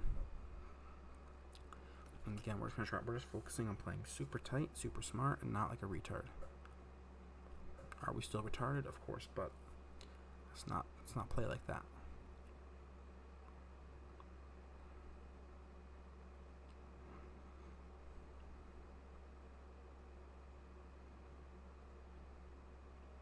That win felt nice. You hate to see it, but you love to beat. Anytime Mill ever beats you, you just feel like nothing ever matters. Like, I'm sorry, I didn't bring my anti-Mill cards, you know.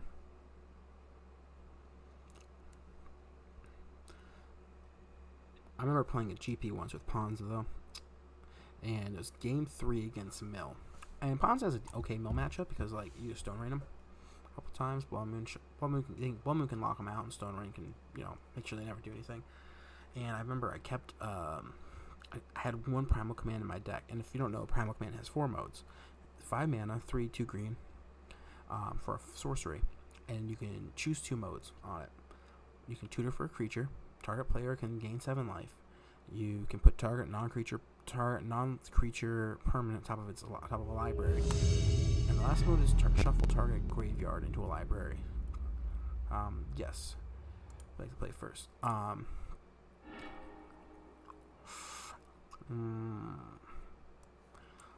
His hand doesn't even have anything to get. This is just probably not keepable.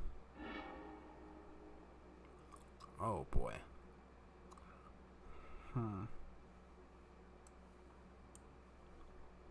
Keep bottom of force. Anyway, so Primal Command.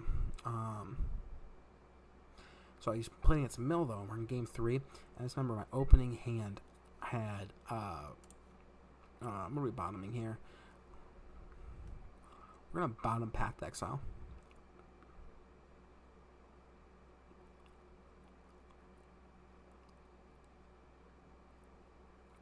Yes. Done. Oh yeah. So playing against Mill, and of course I'm out tension for day 2 because I'm playing against Mill. It's like round 9 of a tournament, you know, and like I'm like 5-3 or something like that at this point. You know, it's like the last 9th round or something like that. Before they got rid of the last round being just for people live for day 2. Anyways, game 3. You know, my opening hand had Primal Command, a couple of lands, 1 ramp spell, Snap Keep. Literally casted like 1 Arbor Elf and then nothing. Opponent uses almost his whole hand, mills me down. I have 14-ish cards in my library. Turn 4 Primal Command. Best feeling ever. Look at Steam Vents. And that's opt. And let's top that. All lands are good lands.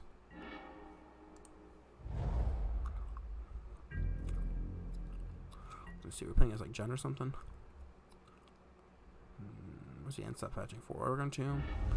Blood Crypt. If it's like Water Green, I'll be scared. Blood Crypt. This could be Dredge, which is scary as shit.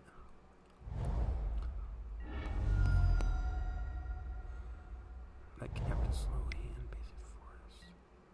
Scavenging use, okay.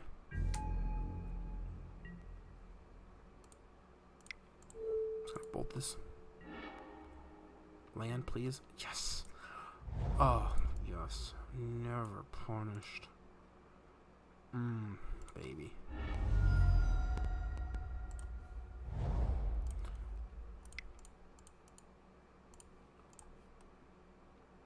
Now, I can either neg it and make it vulnerable to bolt, or I can plus it and get no value if it gets Abrupt Decay or Assassin's Trophy. But I do have Force Negation, so I can protect it. So I'm just going to plus it. If he's got Abrupt Decay, he's got Abrupt Decay. If he's got Assassin's Trophy, we got an answer.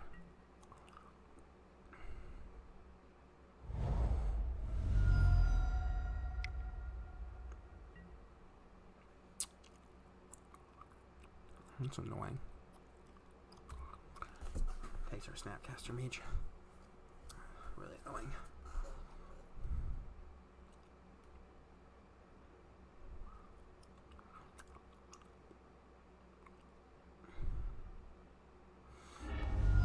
Yep.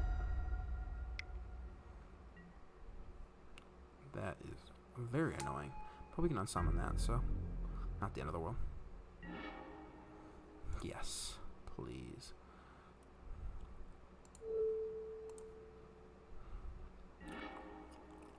God, I'm so good at this game. Just drawing lands on a fucking one lander. Oh, and hitting our first 3 land drops. Just mwah, mwah, mwah, mwah.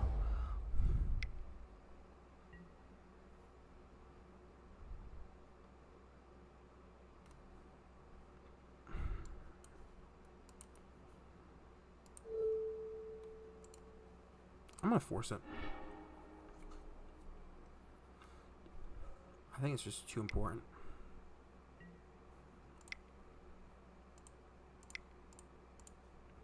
There's no way to activate. If I activate, yeah, we wouldn't be able to activate Field of Ruin and then Spell Queller it, so.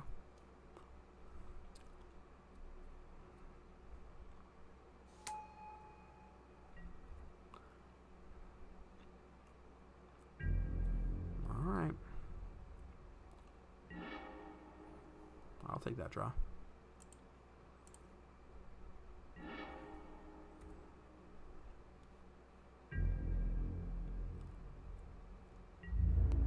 Now, obviously, he has an obscene amount of cards that can punish us, like called removal spells.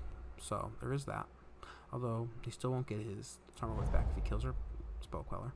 If he kills this and then kills that, we're in trouble then. I probably should have fielded his Peat land, but I kind of want to save it because of Raging Ravines.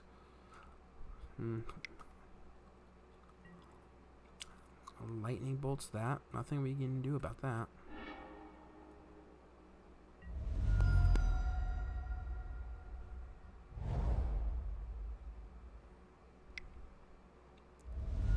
Blubbered Elf. Sure. Oh, Jesus. And his Blubber Elf's not even on the battlefield when he makes us discard our card.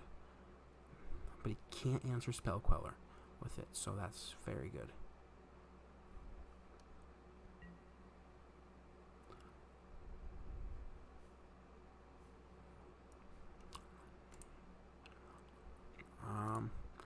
If we crack Field of Ruin on Peat land, go get basic planes.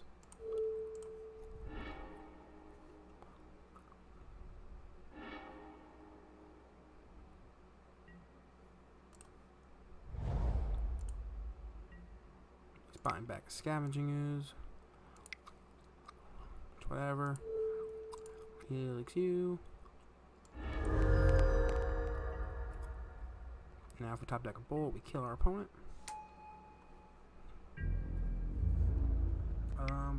We have 1 snap in our graveyard as the only creature for that Scooz to eat.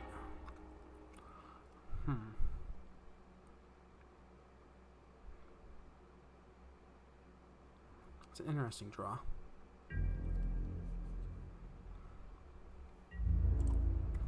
Attack him. Now the question is, I definitely don't want to summon Blubbered Elf, but if I summon my Spell Queller, put this to 1, and look for a Bolt. Seems like a fine line. Or I plus and hope it doesn't top deck a removal spell.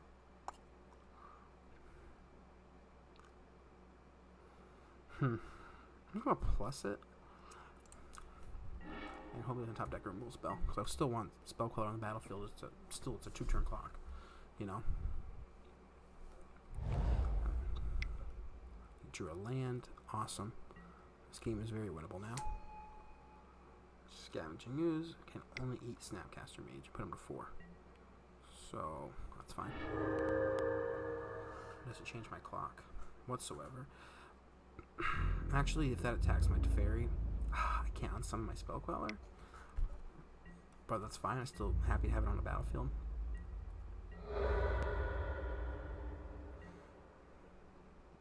Lightning bolt? Not a lightning bolt.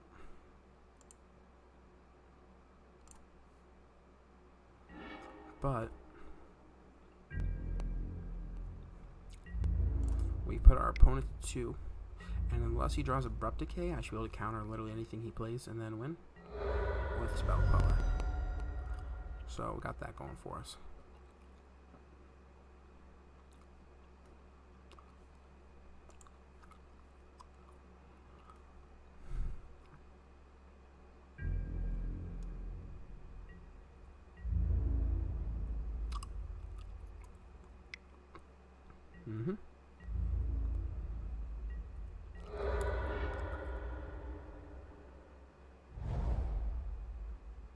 So he's dead. Alright. It's not one creature in the graveyard. Combat. Make sure we don't misclick. Attack you for 2. You did. Alright, we took game 1 against Jund. Very nice. So Jund's an interesting one to sideboard against. The cards in this matchup that can really fuck are like not many for our sideboard. Like, yeah, this is just cool, but not good. 6 mana, gets Thoughtseize. You know, we're going to discard extra lands, literally on the fail, blah blah blah. Ashiok, I want. Is it only exiles opponent graveyard, which sucks. We can't exile it, nuke our own for like Tarmogoyf and Geist. I think those are the only cards that I want. You can make a case for Rest in Peace. Shutting down K commands and Goys. But Snapcaster Mage is, I think, too important of a grindy card for us. So I'm just going to bring these 2 cards in. This is all super duper solid, except for Electrolyze. That's just bad. This is good because it can keep us get us back into a game we were super out of. Planeswalkers are all great. Removals all great. Cryptics are great. Chases are great. Narset's amazing. Force Negations are great. Snapcat. I mean, Force Negations is actually not that great. Now I'm actually saying it. 2-4 ourselves against Jund. It's not perfect, so I'm just going to turn 1 and run it like this. Obviously, they are one of the few decks that can mainboard answer this, but it's Liliana or bust against this creature. I mean, yeah, they have Planeswalkers and other creatures and whatnot, but if we can control their board, you guys see Trap fucks hard. I don't use that expression a lot, but I like cards that fuck hard. Alright, we have 2 shots to beat Jund for a 5-0. Let's do it, folks. Come on. Let's make the dream happen. Let's make the dream happen.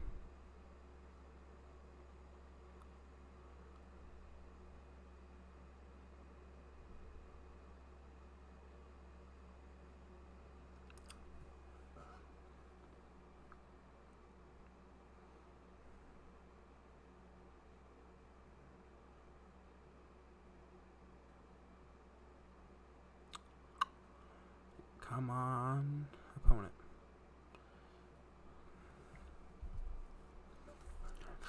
But basically all we saw there was Spell Queller and Teferi being awesome. Like, I'm telling you. Like, this interaction right here is just insane and modern. Now, the reason I'm not playing any more of them is at 3 mana, it's a vulnerable combo. Now, and it's not like you're going to stumble as every game. And both these cards are very good by themselves anyways. But it's a very powerful combination of cards. And Spell Queller attacks and wins games. This hand is a Snap Mulligan. Not great to mulligan against Jund. This hand's not good either. But I'm going to keep and bottom Big Teferi. Opponent mulligan to 6 as well. And we're on the draw, so.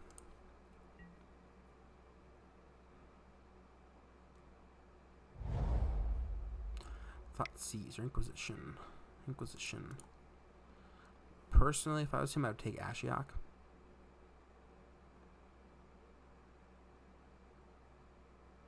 Without a doubt, it's Ashiok, I think. He takes little to fairy. That's very surprising. Ooh, that's sneaky. But we still need to rip some lands.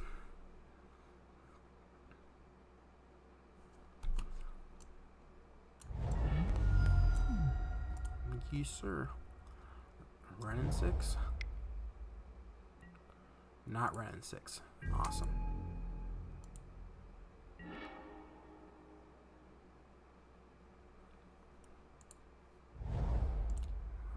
Scalding Tarn, go.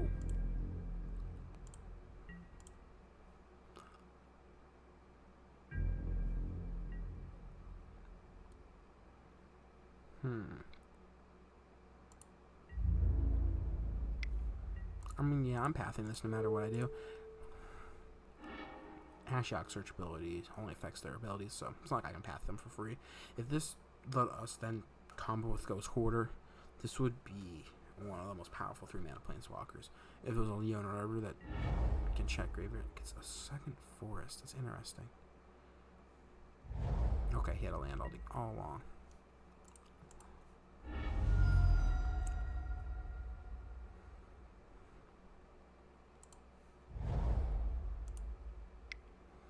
Now my issue is Liliana scares the shit out of me. But if he had Liliana, why wouldn't he play at that turn? So I'm not going to respect it. Yeah, if he edicts me, we're in a bad spot, for sure. But it's not like we can counter a Liliana regardless. If we're holding up the mana if he slams it. So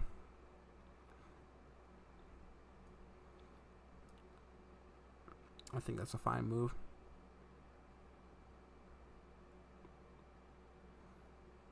Now, if he casts Bloodbraid Elf into a Bloodbraid Elf and hits Lily, it's a bit scarier. But he casts Bloodbraid Elf. No Veil. Thank God.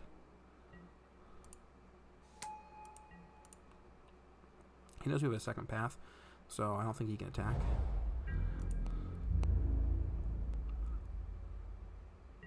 He agrees. Draw Force Negation.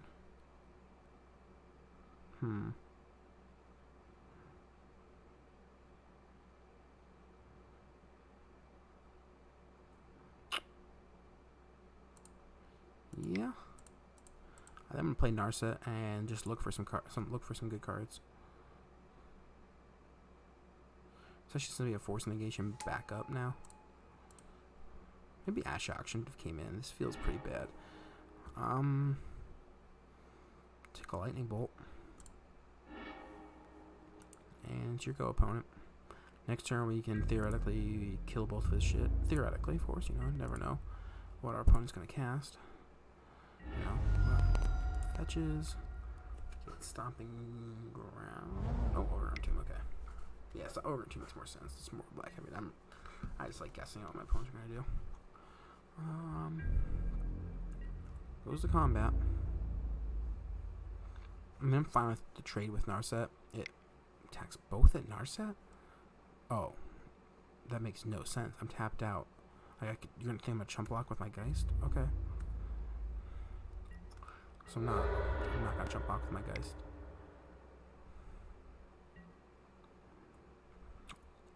Okay.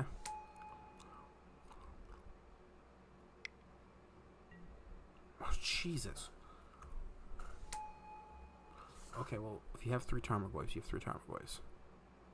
Can I draw Detention Sphere? No. That sucks.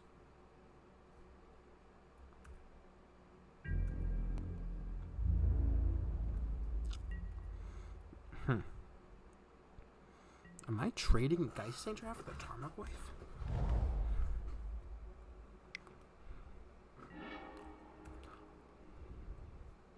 No, because there's a creature in there's no creatures in the... How does this work?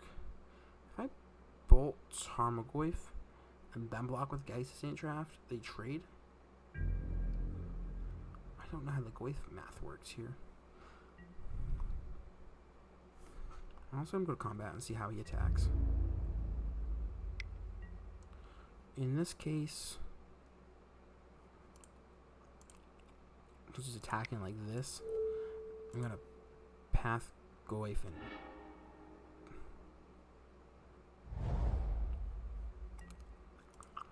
I don't know. Bolt Bloodbraid Elf. I pumps his other Goifs to 5/6s, but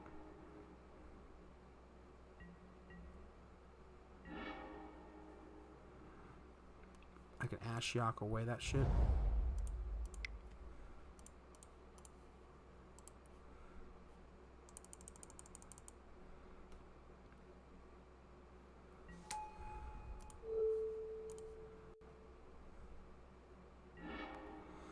I mean, it's not good, but at least they're a little bit more manageable now.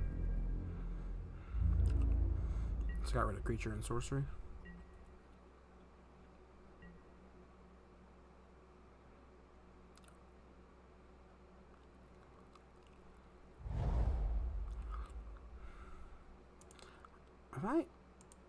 He saw all 4 Goifs this game? God, that's so sick.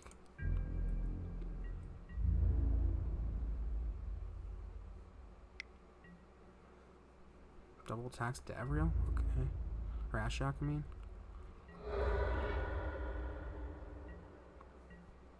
And then passes. So he's flooding hard. Or he's just got like lightning bolts and fatal pushes in hand that don't do anything. I need to get another white source because I draw Supreme Verdict.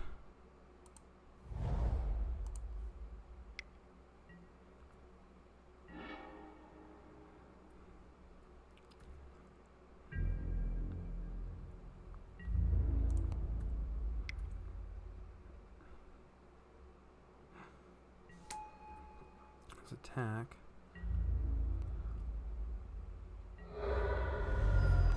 Put him to 11.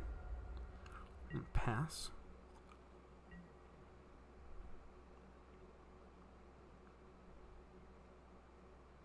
I mean, Geist outraces Goist. We're both attacking for 6, and I'm gonna have a whole buffer right there. Now, of course, if he gets anything in his graveyard like sorceries, but all right, you want to race a Saint Draft? You can race a Saint Draft. As you cast him.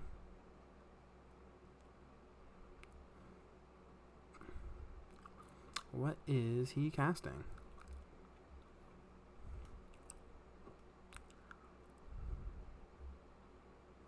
Also, we have a lot of draws, like cryptic commands that just can house him in this position. So.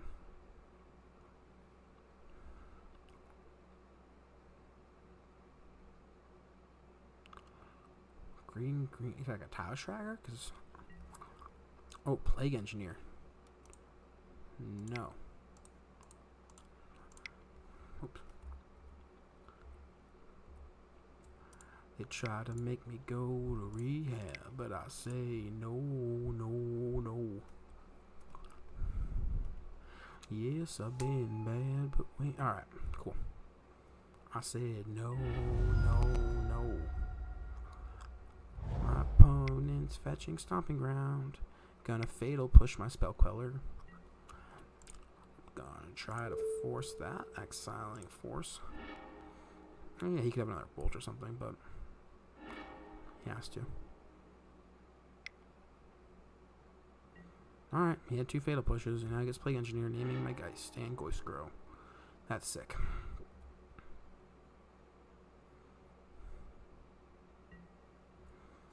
Named, what is this? A Spirit.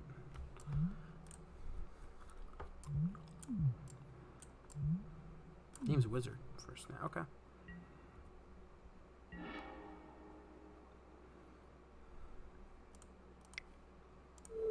Path that.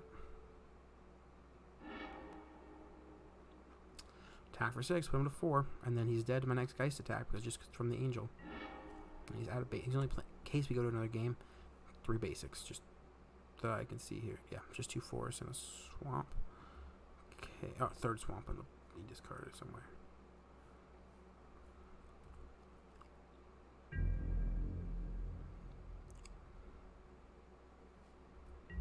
I don't don't know how he gets out of this other than top decking Liliana the Veil. Alright. Here we go. Don't have Lily. I can beat creatures. Can't beat lilies. Go to 4. Please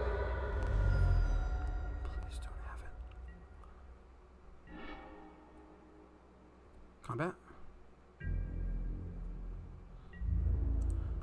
If he's got a removal spell, if he draws a Fatal Push from my Angel token, I lose 2.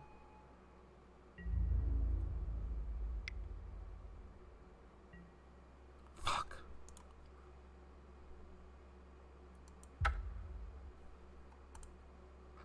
Okay. Very close game. He saw 4 waves. Happens.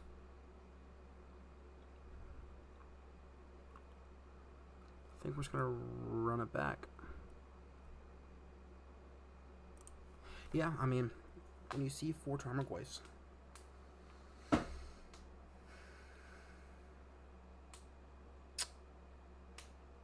and we almost won. That's how good Geist Saint Draft is. We had Force Negation for the Liliana for the longest time.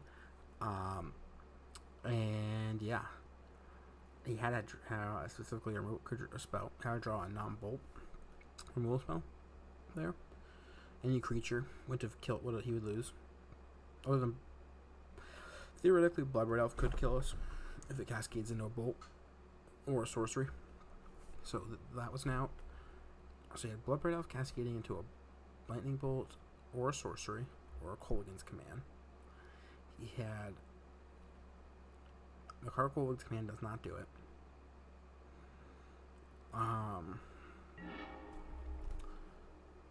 By itself. Ugh.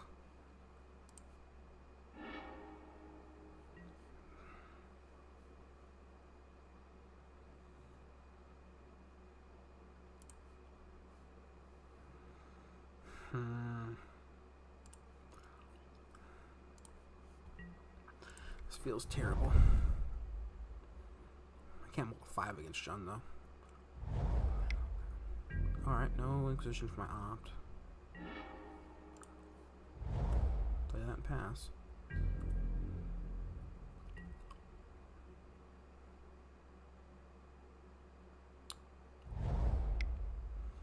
And he doesn't have run, so his hand's just like Bloodbraid Elf centric and shit like that. So like a slow hand's good for us because our hand's bad, but like it's also way more powerful. I'm gonna top this. I don't really have much interaction otherwise. And like if he goes like Fulminator Mage turn 2, I need to answer, like next turn I need to answer that. Just in general, a lot of stuff can go wrong for us.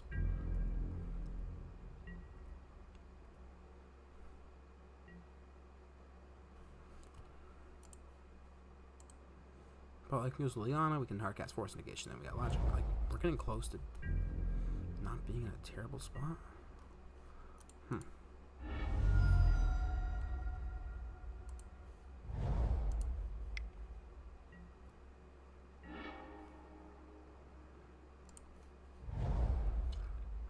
Interesting. Well, if he does nothing on his next turn, I'm just gonna snap an opt.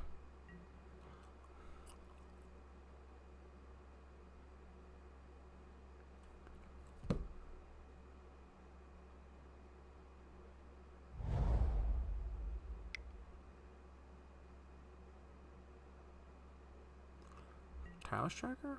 Foam. Foam? Later. Yeah, I mean, that card cannot be allowed to resolve.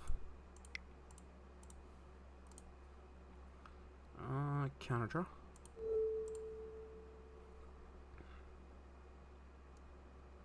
I mean, I'm happy with the way our hand is turning out.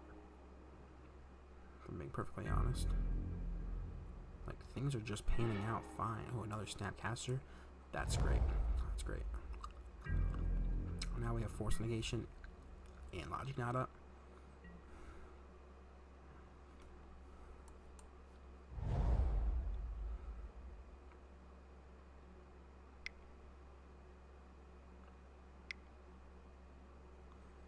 Okay.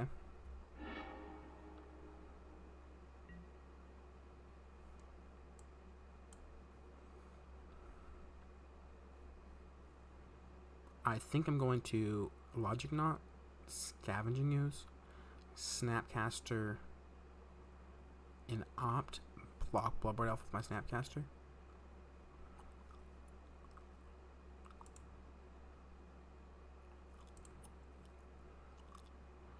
So Snap, Opt, Logic Knot. I need all my mana. Island. Blue. Blue. A Logic Knot. Scoos. Delving. 1, 2. Done.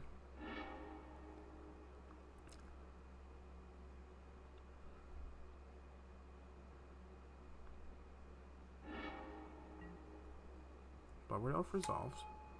It does suck because Bloodbraid Elf is like 2 for 1, I guess. But like that's just kind of what Jund does, so.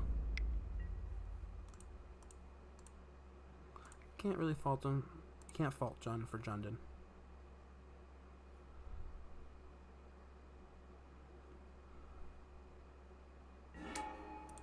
Trigger, Opt.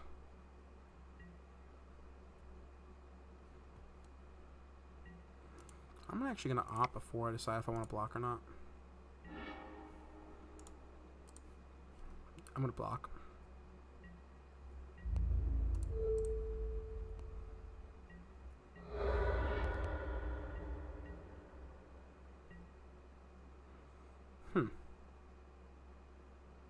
Cryptic Command.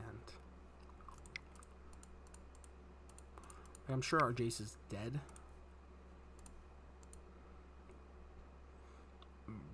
But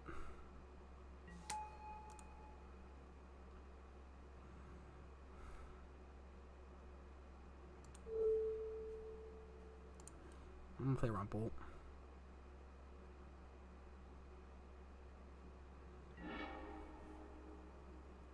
Bottom. And this can represent something like a Blubber, a Snap, the Ambush Viper to help protect Jace against another BBE if we need to. I think this is awkward if I have to force a negation to protect my Jace. A lot can go wrong here. I don't know if slamming Jace was correct, but plays Blackleaf Cliffs. Plague Engineer is fine. Name Wizard. Am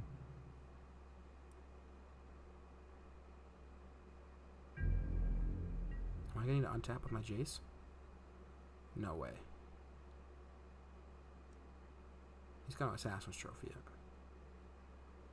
And then I have to force exiling Snap or exiling Cryptic. He's thinking.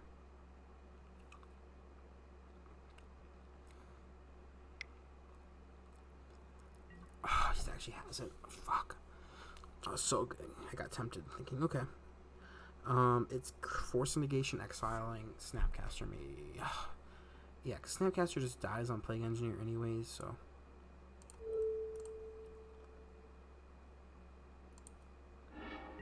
And Cryptic's really powerful, so. Rainstorm. Those cards all fuck. Top. I want to... Maybe not. Hold on. I want to hold up Cryptic Command and Lightning Helix. So 1, 2, 3, 4 for that. Alright, 1. This here is Helix mana, and this is already Cryptic mana. So I'm going to top...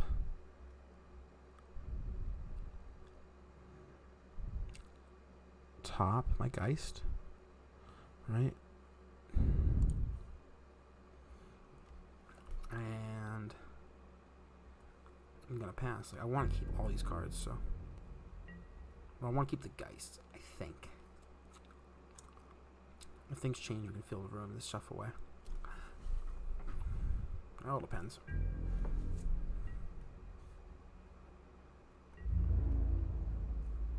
Okay, so he had no blood red elf. That's good. White, red, helix.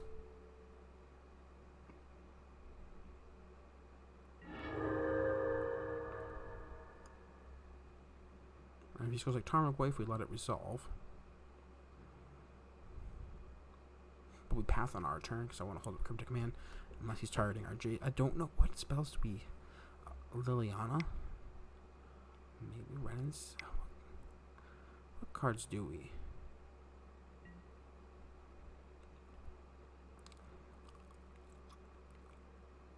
Oh, that's annoying. But I think it's fine. We have so many lands in play.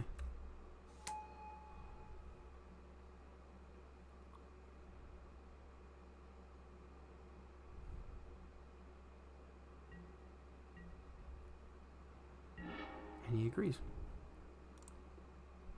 Brainstorm.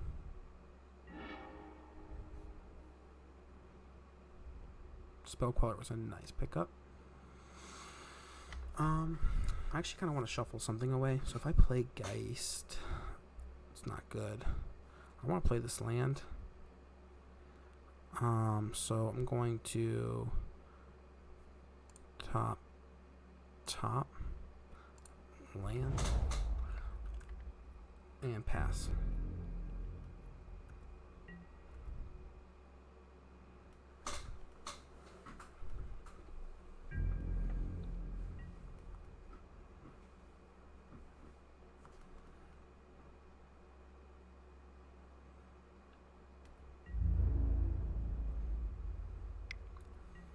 I'm going to ambush Viper with Spell Queller.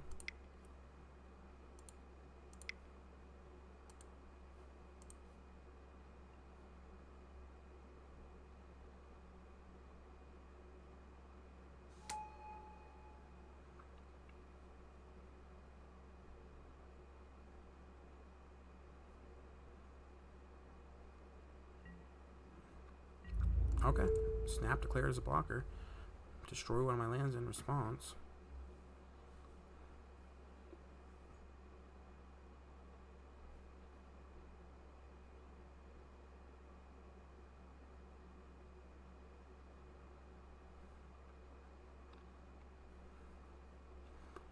I would just blow up a Hallowed Fountain. No, I'd blow up a Red Source. I'd go for Sulfur Falls. He agrees. Ah, fuck, I didn't float my blue. Well, I get fucked by Assassin's Trophy really hard.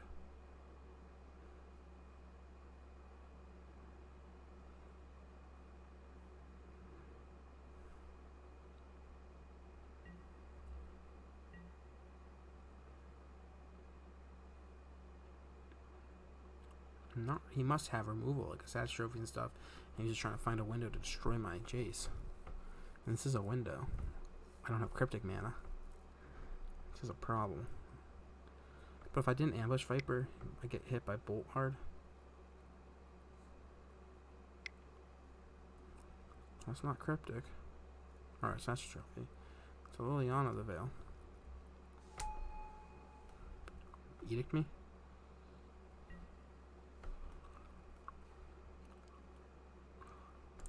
Do I want to just get a path myself here? I'm going to path myself.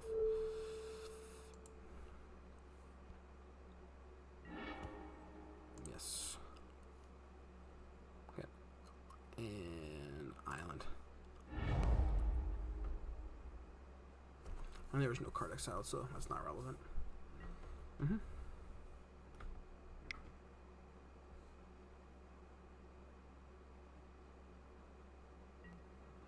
Third Fulminator. Okay. Definitely happy I, oh, that's fine. Brainstorm.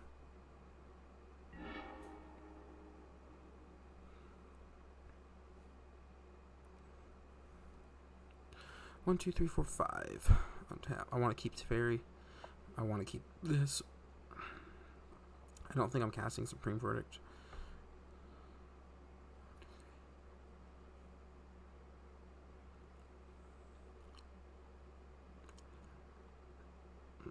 I want to kill this though, if I can.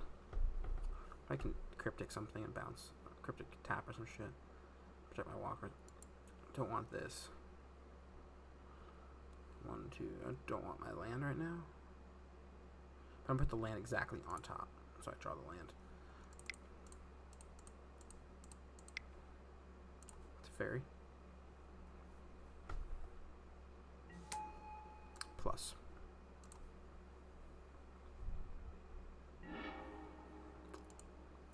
Island.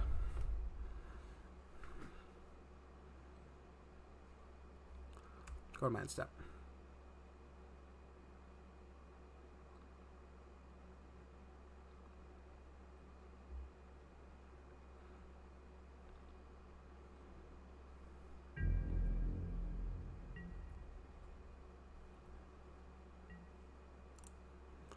Untap.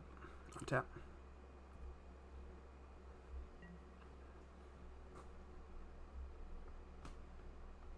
I have Supreme Verdict on top, so that's an option.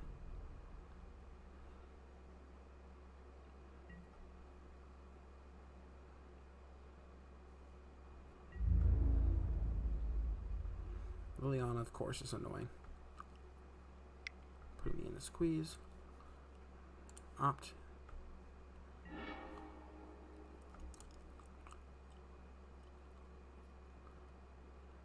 Bottom. Okay. Goes to 3. So it's vulnerable to lightning bolt now. I don't think it's like double lightning bolt. He would have used them.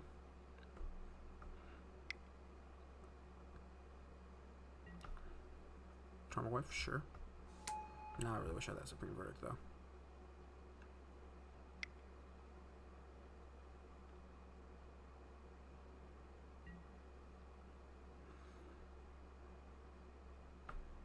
Sure. Oh. I probably should have countered that. Maybe not.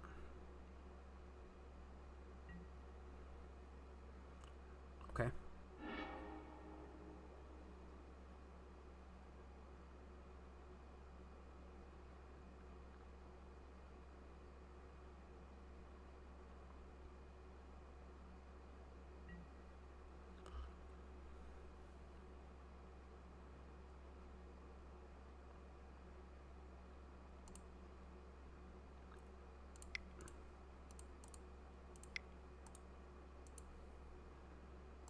Cryptic.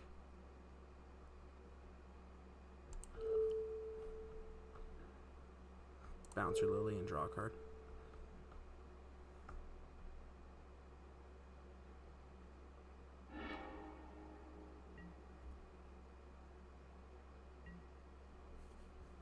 This card opt.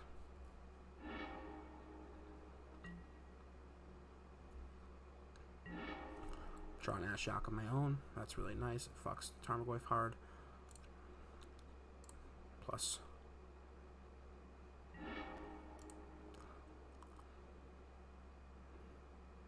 Plus. Now I feel a run.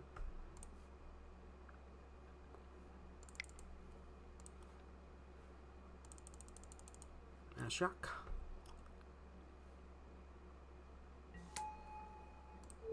Your turn.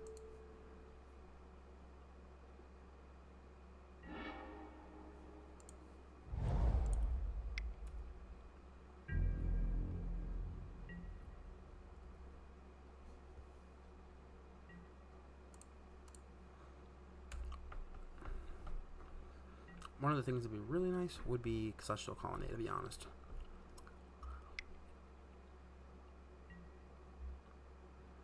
And he has Raging Ravine in hand, we know that. So getting into pre-combat this is really nice. So it blocks for our Planeswalkers and gets to eat Lily. That works out great because we know his card is Raging Ravine, so we know we can answer it. I'll play Raging Ravine and was going to end step Field of Ruin it.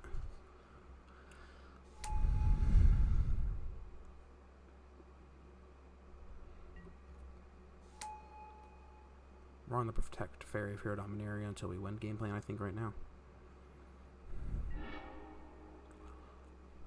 Sure. Field of Ruin. You should hit my Field of Ruin and then play Raging Ravine. Wait, how do you get Fatal Push? Did I not bottom? I thought I left with Raging Ravine. Do you have a fetch land or something? I don't understand. Put it on top. Oh, then I Ashiok'd him. And I milled it. I'm an idiot. That was a big misplay. But he's got punished hard. Yeah, we can't do anything about that. Now he gets a Lily. Yeah, we're in trouble. Oh, I feel so stupid. I feel so fucking stupid right now. Oh. That could cost us. That cost us huge. We didn't use Ashiok first. We were playing as if he had Raging Ravine this whole time. And we knew it was a dud. He can't kill any of our planeswalkers though, so it's not like we're in deep shit, but he's a Liliana. Ashiok first. Jesus, I'm so stupid.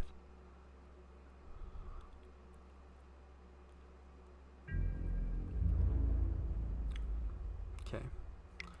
Hits big to fairy. Makes sense. Okay, we draw Force Negation. We're going to plus this. We're going to brainstorm with this.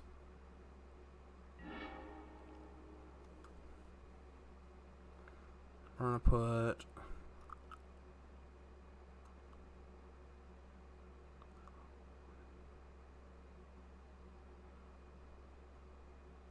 these both back. And we need to play faster.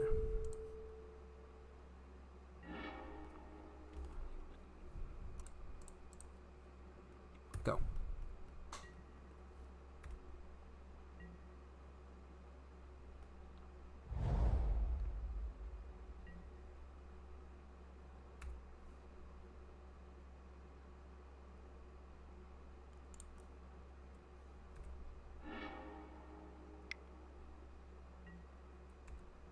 Mm-hmm.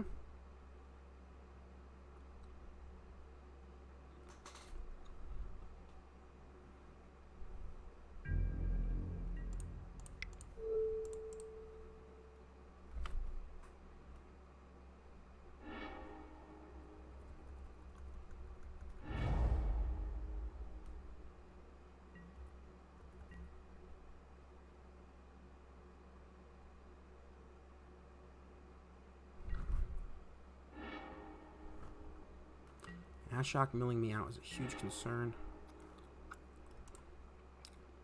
Brainstorm. Good. Perfect. Top. Red. White. Lightning Helix.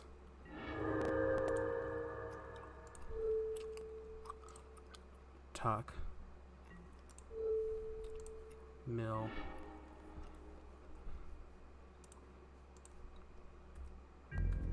Go.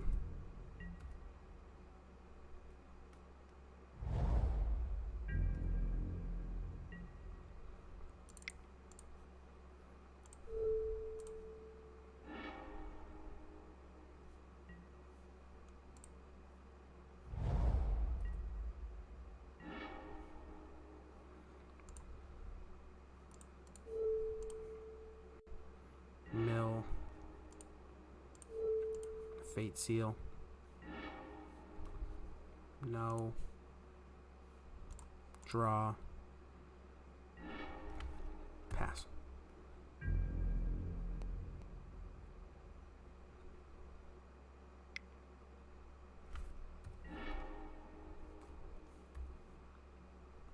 Well, that's what I get for clicking quickly.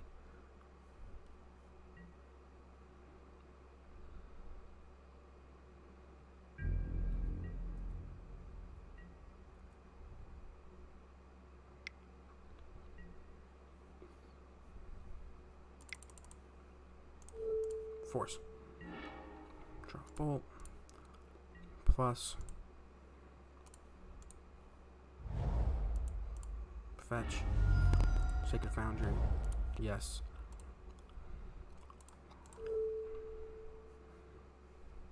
Nah, I'm just gonna leave Ashiok there. Plus.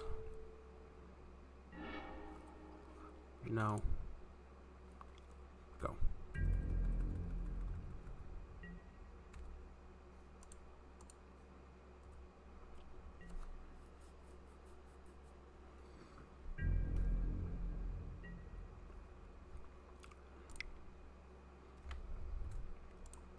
Red, white. Untap that. I'm a retard. Just bolt you. Untap. Draw. Plus. The Fairy Time Rattler. Plus you. No. Plus. Go.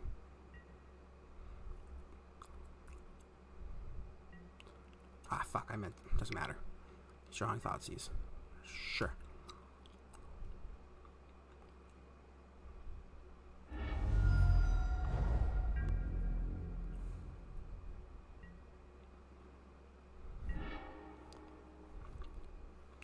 Great.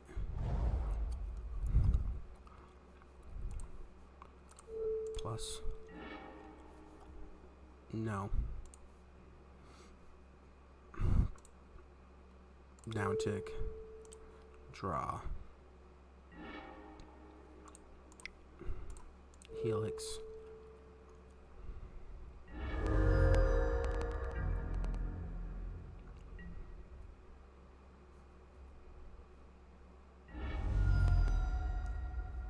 Can't because of Ashiok. I brought the plus to Fairy. I'm playing so quick. I'm just trying to play quick. Yeah, Charmer Wave's fine. I'm gonna alt chase the Mind Sculptor.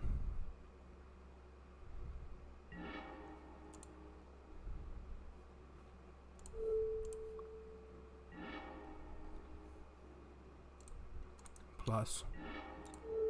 Milieu. Plus. Play. Fairy. Unsummon. Go.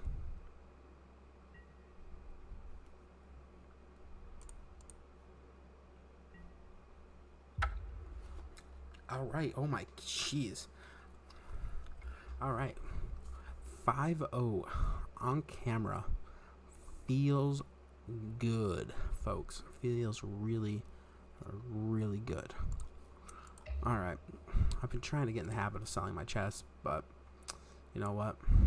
Let's crack some chests. I think we earned it. Honor the Pure. Some play points. Trash. 15 play points. And Valdrath. Commander card. Trash. Avatar. Mana Drain. Eidolon might be worth something online. And I doubt Mana Drain is. But I bet Eidolon is. Let's do some looking up real quick. Let's find out, everybody. I use MTGO Trade just to find out prices of cards on here. Mana Drain should be worth nothing.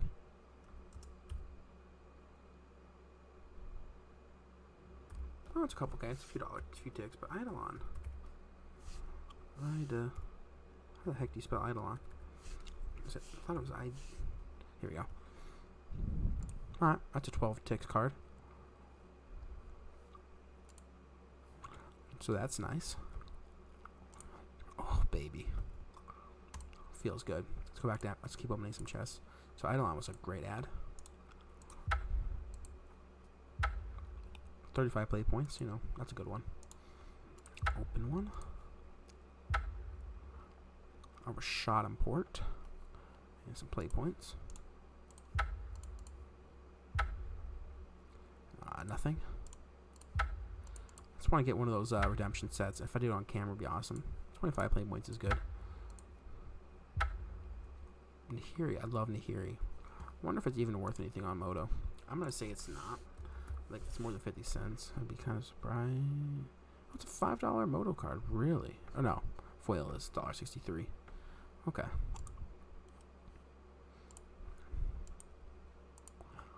Can't complain with that. 15 pay points and Falling Guy's Collar. 3/1 lifelink for 3. Whenever you get a spell from your graveyard, make a spirit. Sack for spirit gets indestructible. That's pretty cool. Some fiddle thip, some play points. And 15 play points and a commander's insignia. Useless. Absolutely useless. But alright, everybody. 5-0 with the deck. Felt good. Any afterthoughts for the deck? After playing at that league, you know, honestly, I thought Ashiok felt kind of medium, but it was actually a house right there. I liked Ashiok. Chandra Awakened Inferno, I might just cut for maybe a second Geist. Or maybe like one Geist, one Monastery Mentor. I kind of like having this more of a clock post board. Everything here didn't bring in everything here. Fry I really do like, but yeah, overall, good to be back. Good to be back. Thank you for watching, and please like and subscribe, especially with the way this deck just performed. And like I said, I'm a huge fan of Jeskai right now. This really was just me coming back from 2K, being excited with the deck and playing it. So, you know, please like, subscribe. If you have any questions with the deck, feel free to leave it in the comments. You know, I love talking about Magic. It's something that I think about, you know, every day, many times through my day. So I'm definitely far from being a great player. Like, I'm nowhere would ever even think that I am, but I would say that I'm a good player. Definitely, like, I definitely am above average. Like, if I go to a local shop, you know, 10, 12 players, like, you know, 15 players, you know, a 20-person FNF, something like that, I know I'm at the top.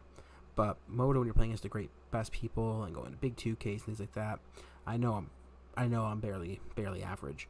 So I'm always trying to get better, but I do think I have a lot of I can definitely help anybody has any questions and things like that. But now I'm rambling, and I'll let you go.